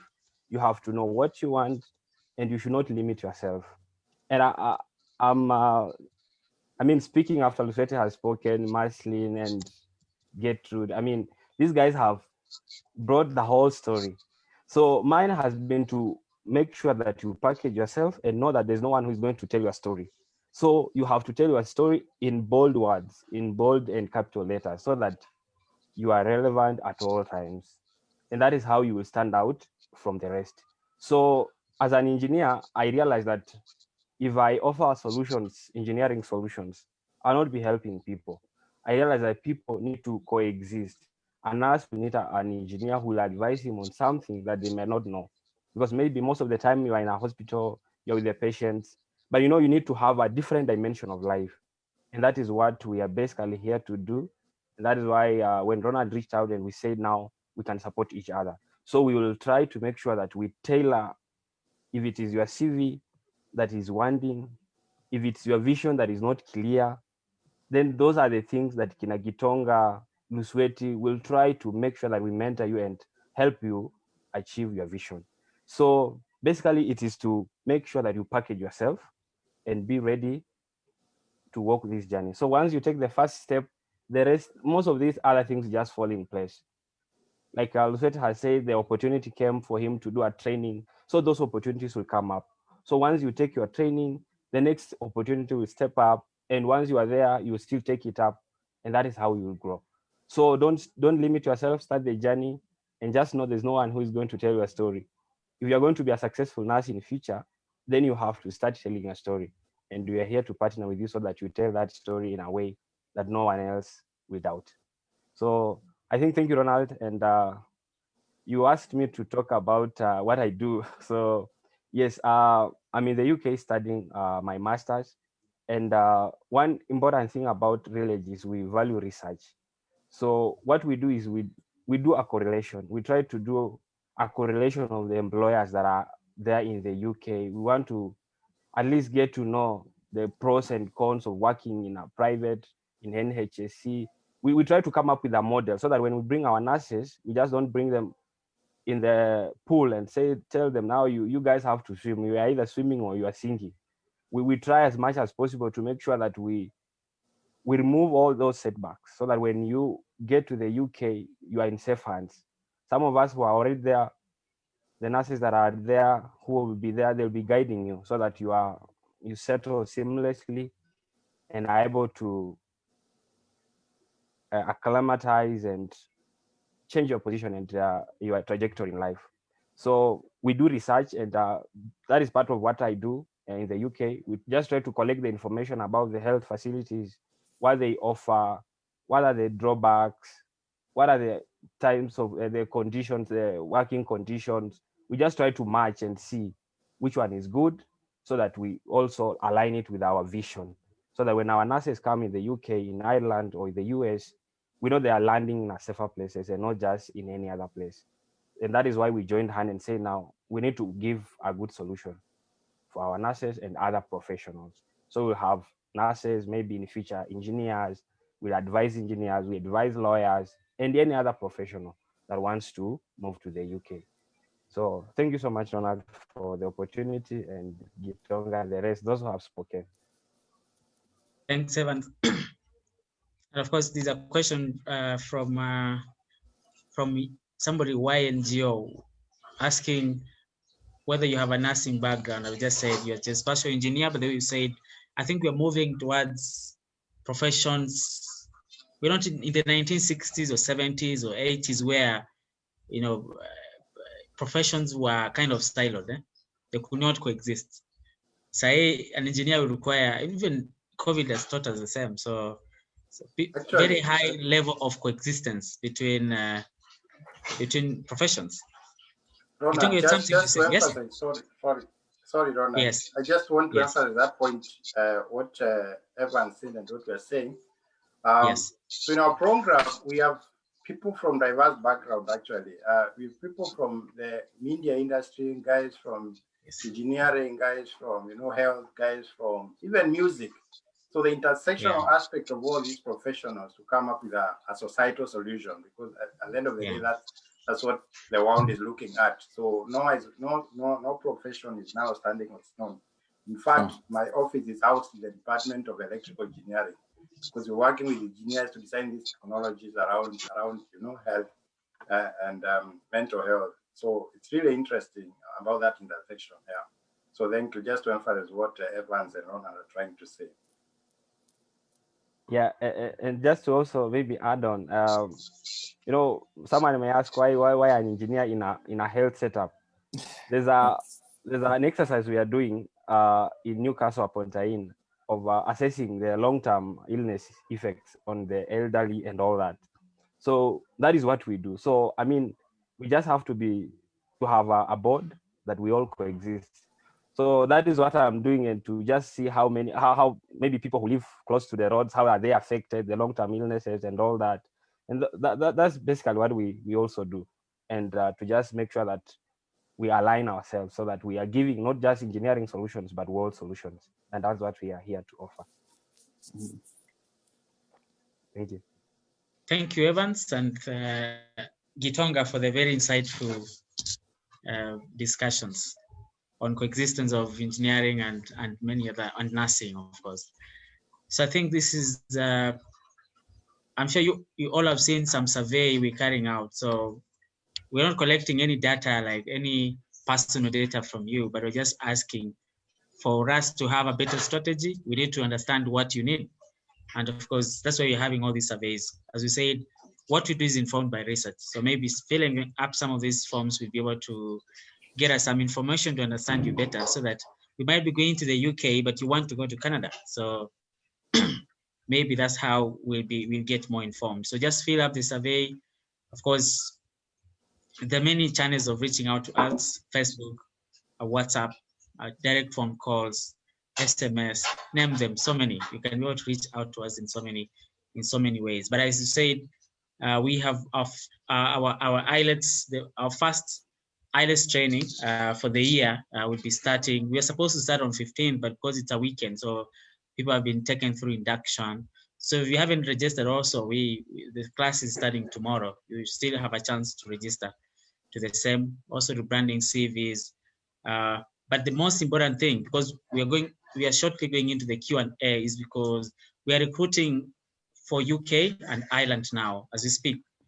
If you are theatre nurse, send in your CV. Of course, theatre nurse, either with a with a huge element of experience, or if you have a specialization in theatre, then it will even be better. So send in your CV for the UK.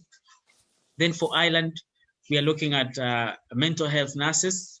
If you have a diploma in mental health, the better. If you don't have a diploma in mental health, but you have an experience in mental health, the better also. We've also made progress with registering with NMBI, and of course, if you have an NMBI decision letter, also the better. So send in your applications, ladies and gentlemen, for Ireland and also for UK. And of course, we're also sending in applications for general nurses because we're getting more employers on board. And of course, when you're also interested in the US journey, as I said, we just signed up a deal with an employer in the US, and probably one of the best takeaways from this session is we have one of the shortest routes for the US, because instead of going to India to do your exam or going to South Africa to do your exam, you can take your CGFNS exams from Nairobi. Then what's going to happen next? You'll fly into the US to go and take your CBT, not CBT, but NCLEX exam from there. Then within the 2 weeks period, you'll be working already after you take your NCLEX exam in the US. Rather than waiting to get, spending a lot of money to go to India, doing your NCLEX, failing. The thing is, if you go take your exams from the US, then you'll have a chance once or twice to try it out. If you fail, then of course you'll be registered as a certificate person or somebody. Gitonga has a name for that. But we have the shortest routes to the US. So guys, send in your applications, send in your interest, like our Facebook page. As I said, let's grow a community of nurses who are informed, not nurses who rely on rumors, but nurses who are really informed. If you want to go to the UK, you know the information. US, you know the information. Ireland, you know the information. Of course, as I said, you're also soon venturing into Canada and other countries. So maybe just join the Relate community and we shall be able to help each other going forward. But of course, Kasim and team said we probably have the lowest rates in this space. So maybe it's good, high time you join us so that we can also save on your money. So thank you, ladies and gentlemen. We have now the last session, which is the Q&A. Your questions, just raise up your hand or, turn on your video and ask your question. And Gitonga is, not Gitonga, Kasim is broadcasting the conductors through phone or, through emails or through Facebook. So yeah. So welcome, ladies and gentlemen. Thank you. I have a question. May I? Yes. Sure. So first, it's not really a question, it's more of a comment. Just to encourage guys who are still in Kenya. I started my journey a few years back, and it's a little bit like, I think his name was Gitonga. Yes. The one who's doing his PhD in Ireland, yes. I think, yeah. And my journey has been similar.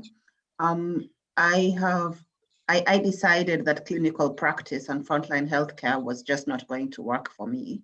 And so after my BSN in Kenya, I decided that I was going to look for alternatives. And I found my alternative in Germany.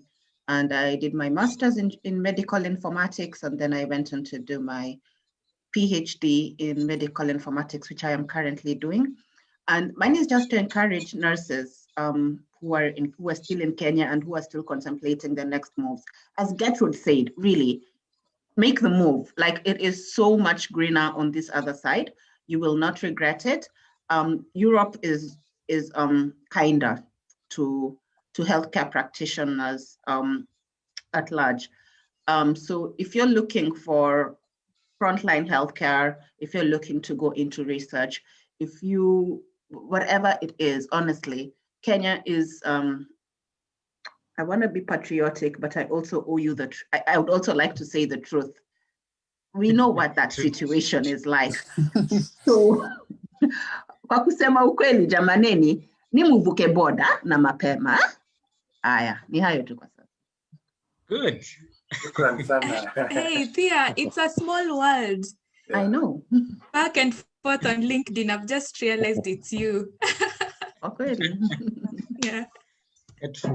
I mean, I don't know how to say that in Swahili. Ningesema vizuri, lakini nitaongea, I mean, wacha tuvuke borders, ndio? Muvuke boda na mapema. Thank you for that. Any other compliment,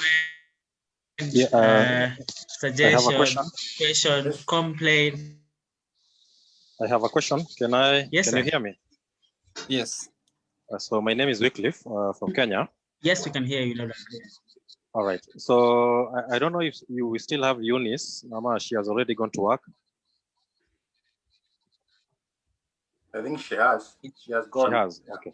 So no, she's there. No, she's walking actually. Okay. Oh, she's there. Okay. So I have a question regarding her presentation on the CBT. Yes. So if, for instance, I am a specialized nurse, maybe trauma and emergency or renal nursing, during my CBT, do I get to get asked questions that are specific to my area of specialization? Or are the questions just general nursing?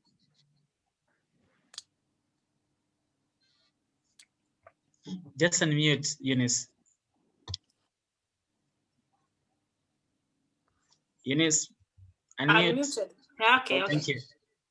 Can you hear me? Yeah, I Yes. can. Yeah, so I'll get to that. So NMC, as I said, it classifies us in specialties. If you are general, yes, you'll be given general questions. Even the structure, the practical will be in your field. So don't worry about that. From the word go, register with them. As if you're a pediatric nurse, like I'm a pediatric nurse, your questions will be on that field. Okay, thank you.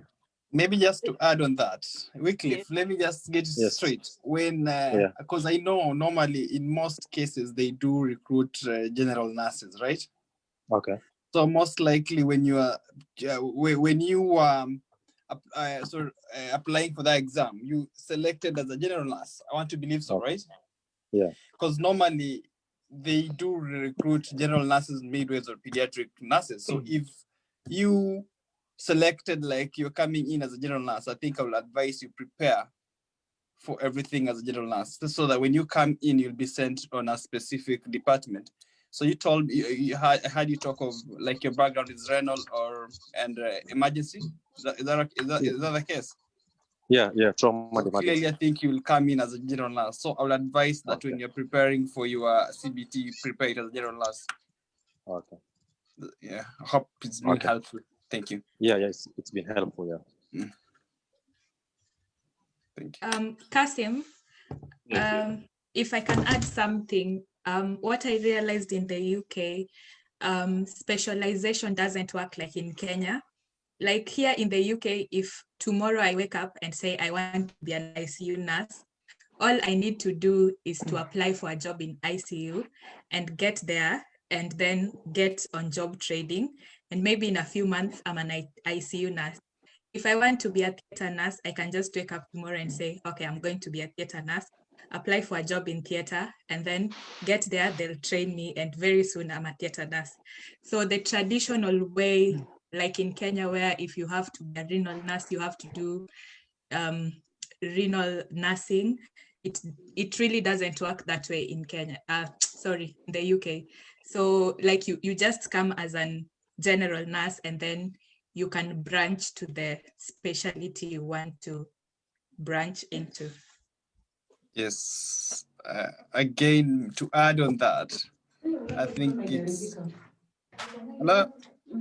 Yeah. We can hear you.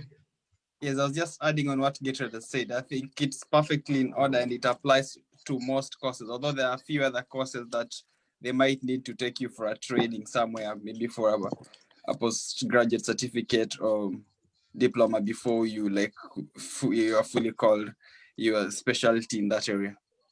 Thank you. I have a question. Yes. Somebody was talking about, I don't remember who, somebody was talking about somebody who came in as somebody who was not even trained as a nurse, and then worked as a carer, and then has since moved up the ladder. May I please get the contact of this person? Because I know somebody who would be interested in a similar path. Sure. Okay, thanks. So I yeah, I'll try to get the contact. Great, thank you. Yeah. Get a question from Shira. Shira, you raised up your hand. Yeah.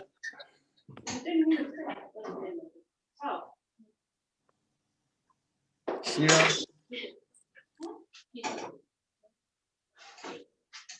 There's a question somewhere? Yes, I can see a couple of people raising up their hands. So you just proceed. So.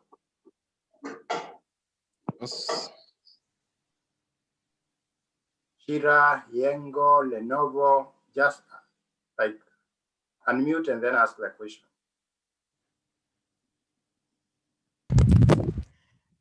Good evening, everyone. Good evening. Good evening. So this is Eric, still in Kenya, as a registered nurse in Kenya, working in Dadaab. Now, my question first is on the issue of CBT. As real age, have you prepared materials for, like, when someone comes in and they want to do maybe CBT mental, CBT pediatric, CBT midwifery? Have you like prepared all those materials to support those people in those specialties? Because what I also noticed on my path this far is that most people do the general nursing, and then later on when you are looking at the job market, you hear that right now what people need is the psychiatry nurses or these specialties. Or in that case, if a job is if there's a job vacancy, like in maybe theater nursing, then they'll have to realign your CV, etc. Which I think which will be like maybe as at an age you should be confident enough to help also nurses to, apart from doing adult nursing, to also just be from the start to specialize in whatever field they're either have experience in or they're interested in. And then the other point is to comment you as I don't know whether Real Age is now fully fledged recruiting agency, but if that is what you guys have come up with, I'm really happy to have a Kenyan agency, and I really recommend that. As in, I'm really happy and I'm really proud to have you guys come together and give us this homemade solution, and more so specifically to help nurses in Kenya, because yeah, I think that brings me to this point. There's this information going around that people are saying that there's information I got NMC, NHS Employers Union, or whatever it was. They're saying they are not they're not taking nurses from developing countries. How do you deal with that?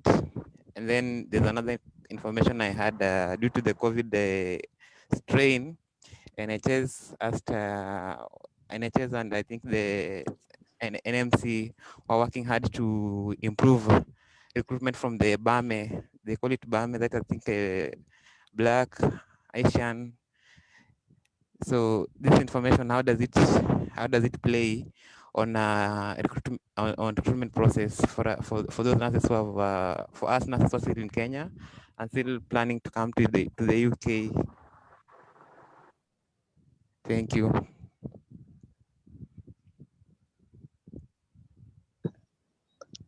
Hello, good evening. Good evening. Can I proceed? Yes, Yes, I finished. Right. I'm Abishai Kulubi.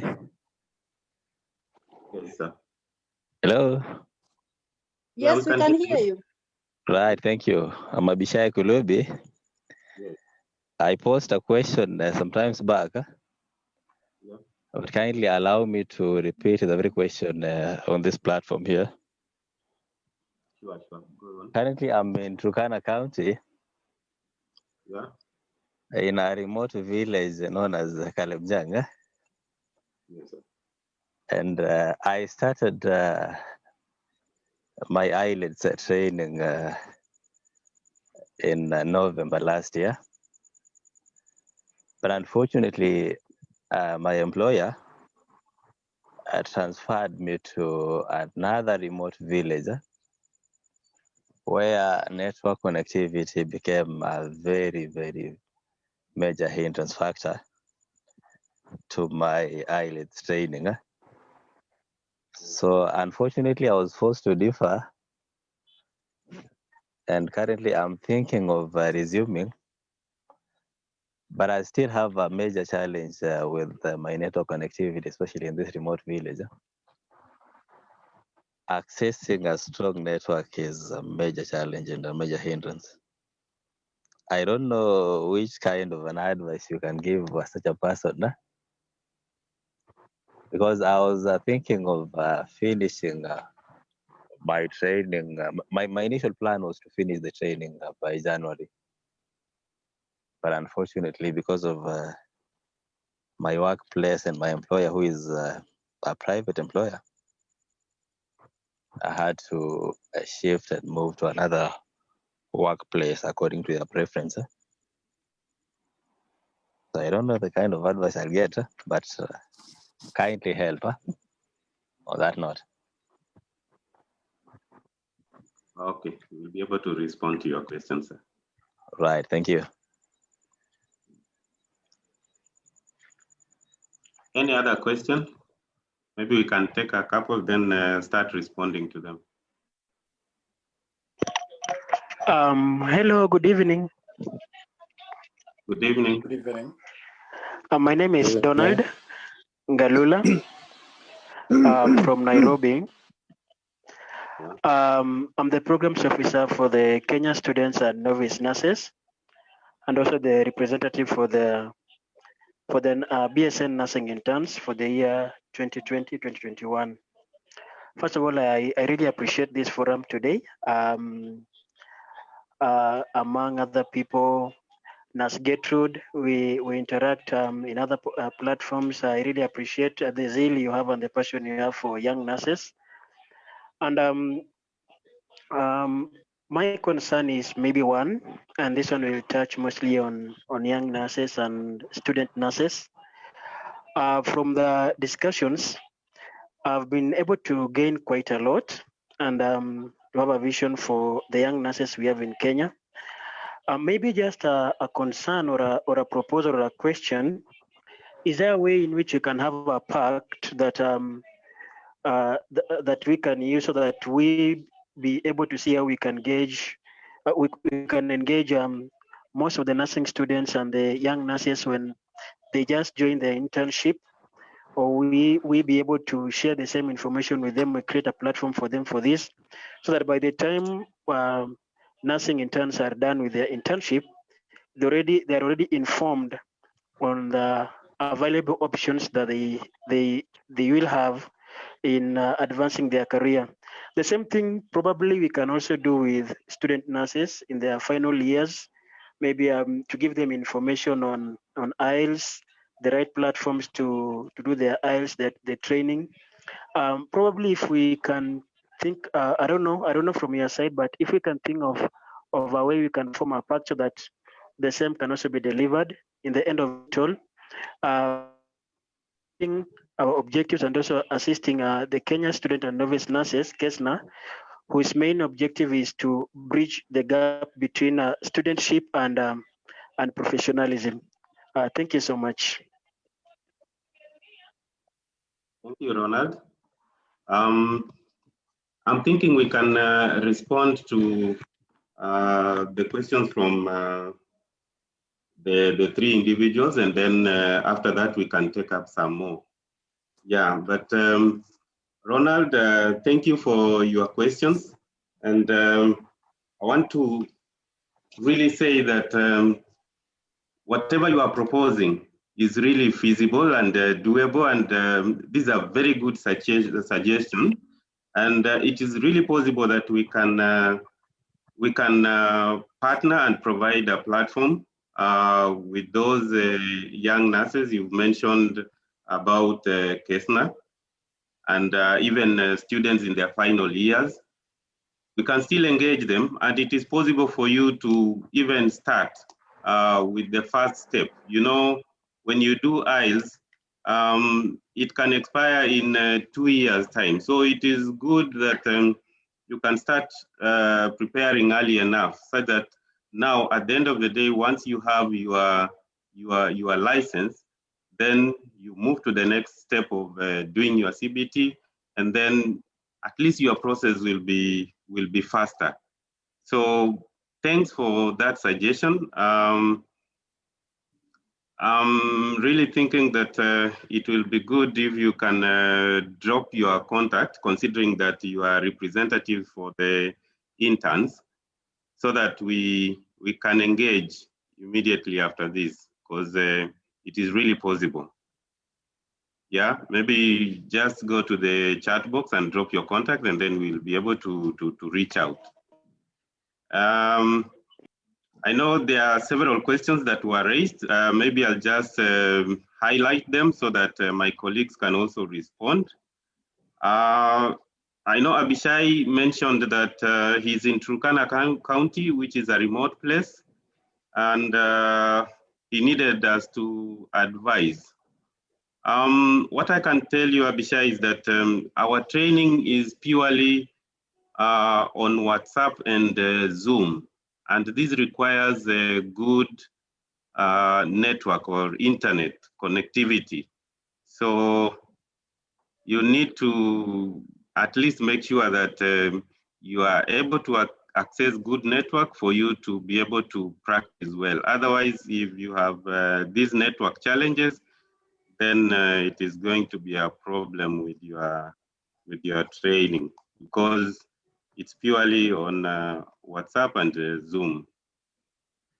So maybe for me just to highlight some of the questions so that colleagues can respond. There is the issue of speciality, whether at the moment Relage is providing CBT training for general and the other specialty like psychiatry and the like. We are fully fledged agent. Want to confirm that we are fully fledged agent.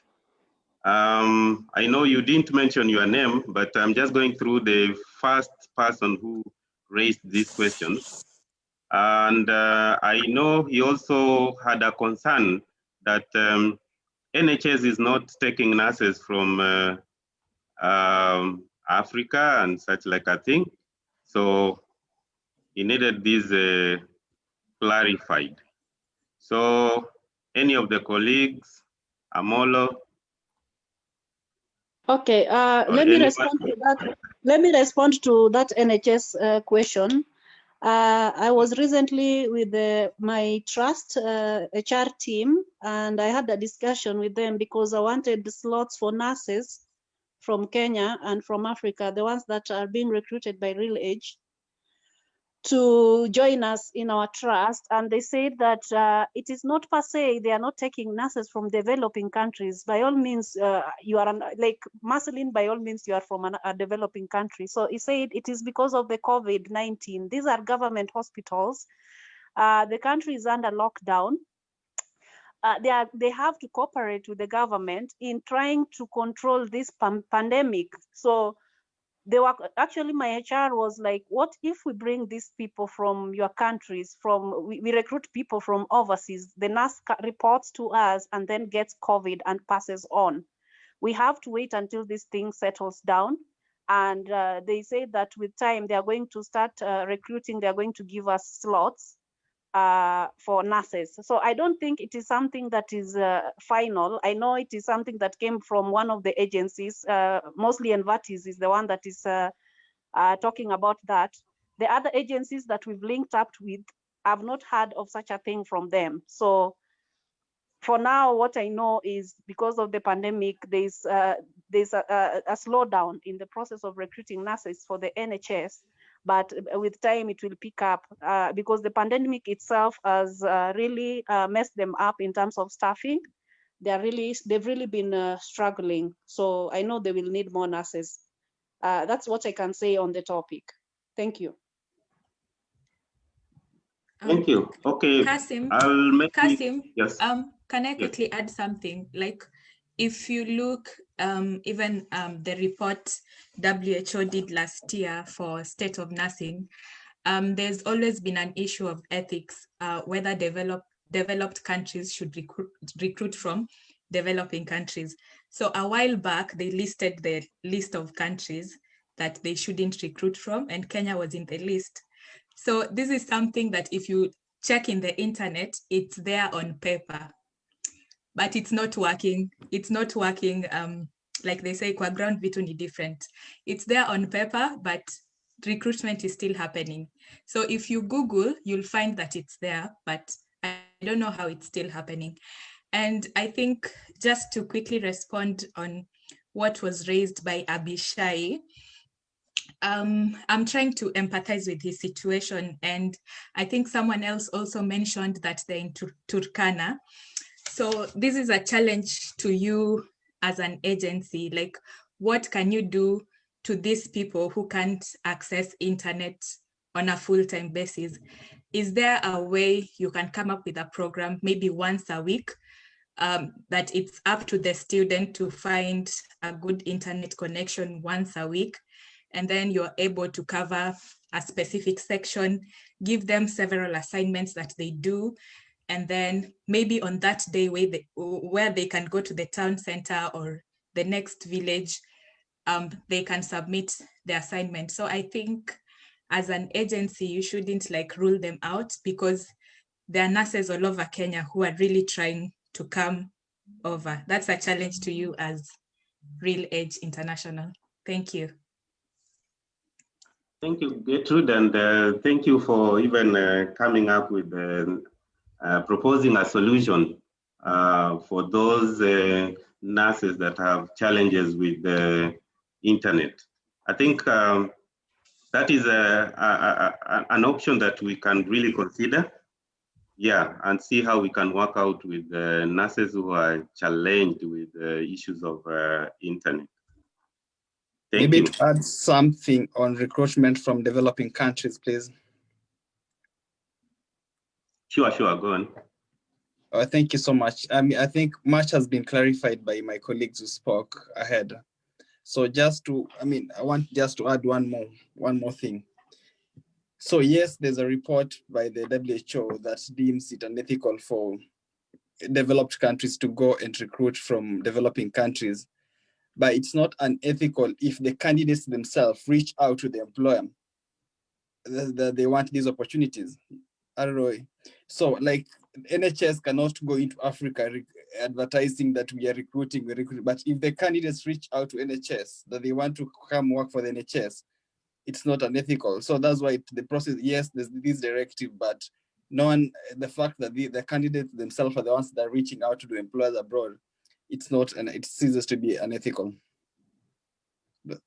So that's why like NHS can go into India and Philippines and do like active recruitment from there because they have a pact with NHS, but they can't come to Africa and do recruitment. But if African candidates apply, they're given that opportunity because they've come out by themselves and applied. Hope that's well clarified. I have a question. Yes. When it comes to still on recruitment, when it comes to the Nursing Council of Kenya, you're going to have to go get some documentation from the Nursing Council of Kenya that says that you are eligible to work in the capacity that you are applying for. I have a friend who went through that process, and the Nursing Council of Kenya, according to her report, she indicated that it seemed to take a very long time for her to be able to get this documentation. And she was under the impression that maybe it is a deliberate effort so as to discourage nurses from going abroad.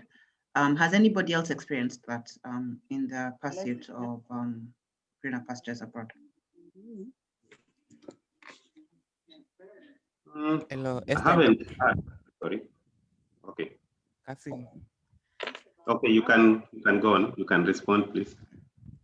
I think maybe the situation has changed because for me, when I was applying for CBT, I think it took was it almost like 3 days to get the feedback from that communication between NCK and NMC.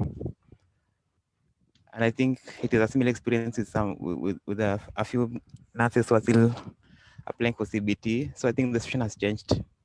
Okay, thank you. Yeah. Sure. And I know for most of our candidates, in the feedback we are getting, nowadays it takes an average, I can say, is 2 days for them to get the feedback. Yeah, the process has been fastened, I can confirm. Thank you. Okay. Maybe I just want to respond to one question that was raised about the kind of CBT training and revision that we are providing. I'll just be honest with you. At the moment, we are training or we are providing support for candidates to sit for the general adult nursing CBT, and we are working on supporting candidates for the psychiatry CBT, which will come very soon. But at the moment, we are supporting with the general adult nursing CBT. That is, to be honest.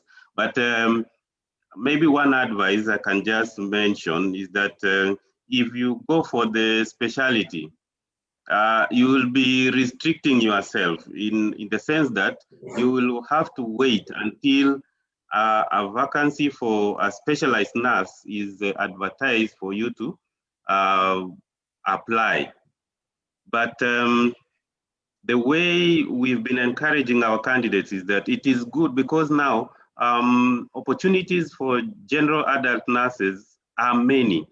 It is good for you to go as a general adult nurse, and you've heard from our colleagues who are there in the UK. Once you land there, opportunities are many. You can still branch and get into any other specialty that you would want, because again, we want to make the process faster for the nurses. So I just wanted to add that clarification.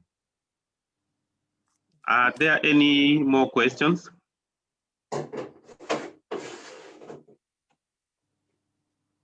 Kasim. Yes, sir. You haven't. What about the one for? We are asking about the real age. How you guys how are you guys packaging yourself? Is it a full-fledged agency with full mandate on recruiting nurses from abroad, or you're licensing with other agencies to finish up the process?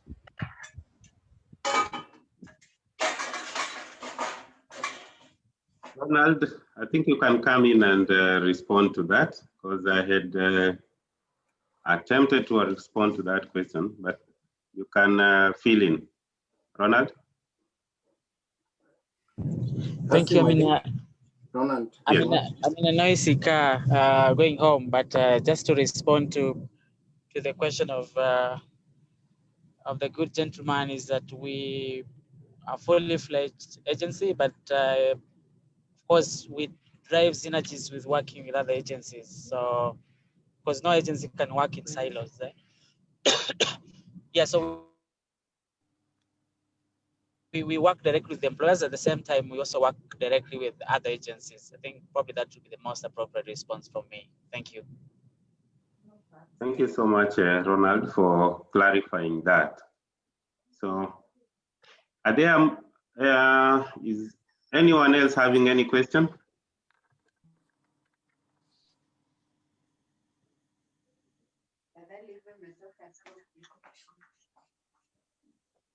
Kasim. Yes, sir. Yeah, there's a question in the chat. There's someone who is asking, what option do you have for someone who has passed NCL EX and they want to join now? think Amolo, if you are present, maybe you can respond to that. We can get, based on the experience I've had in the recruitment process, this person can reach out via direct messaging, then we'll advise from there, because we are still trying to create liaisons with US agencies that can assist the person. NCLEX is for the US journey.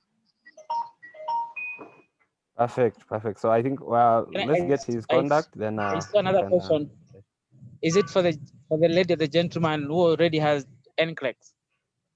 Yeah, sure. It's the same, Ronald. Oh, thank you. If you have NCLEX, I think I responded. Just send your CV, your NCLEX reports, any CGFNS related documents to talk to us at realedge.co.ke, and we shall have you interviewed in the next 1 week.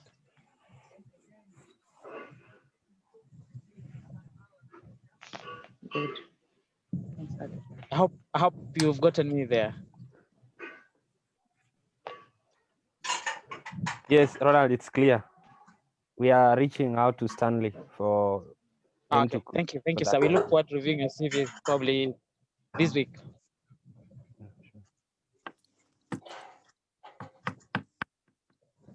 Mhm. Any more questions?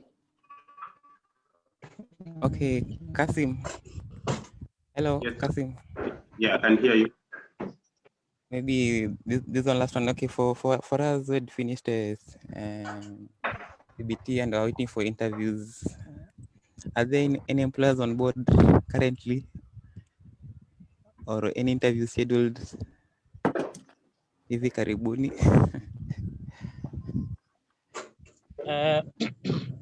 Maybe just to respond to that, Kasim, as we said before, we have, of course, we have opportunities right now as we speak in theater, in mental health,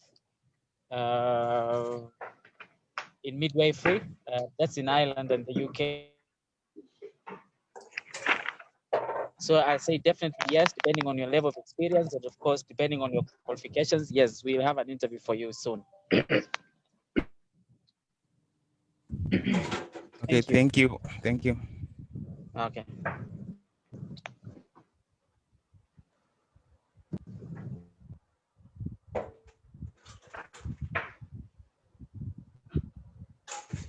Okay. Okay, thank you. I think we are done, Kasim, right? Yeah, so I just want us to wrap it up, and just to thank all of you for participating in this webinar. I'm sure it has been very much informative.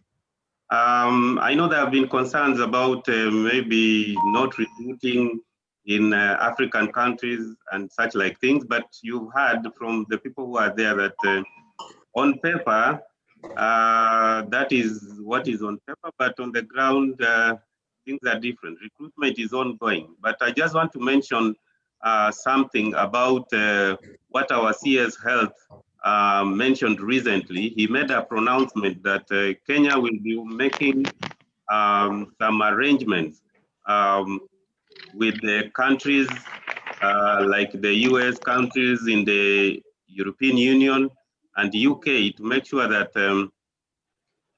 he didn't specify on nurses, but generally healthcare workers, so that Kenya can start exporting. So I believe the future is bright.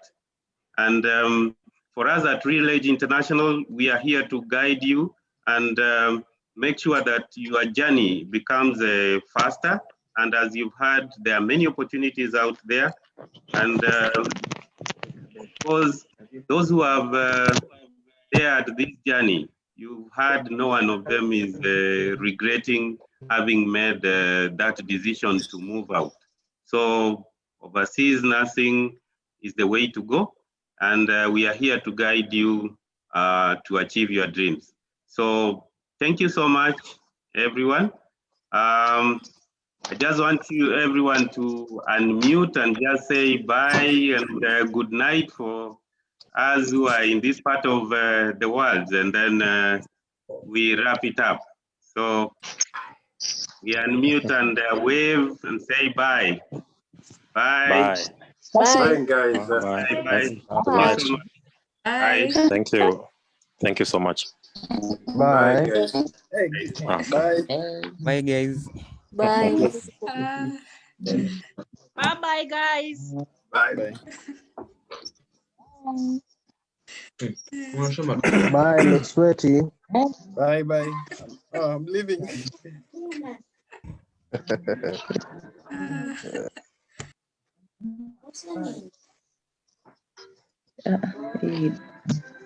Pleasure.c.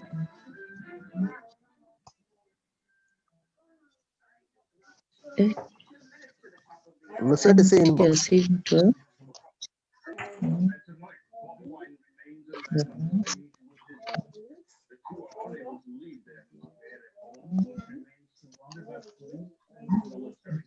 One man who knows that scenario all too well is former presidential candidate Dr.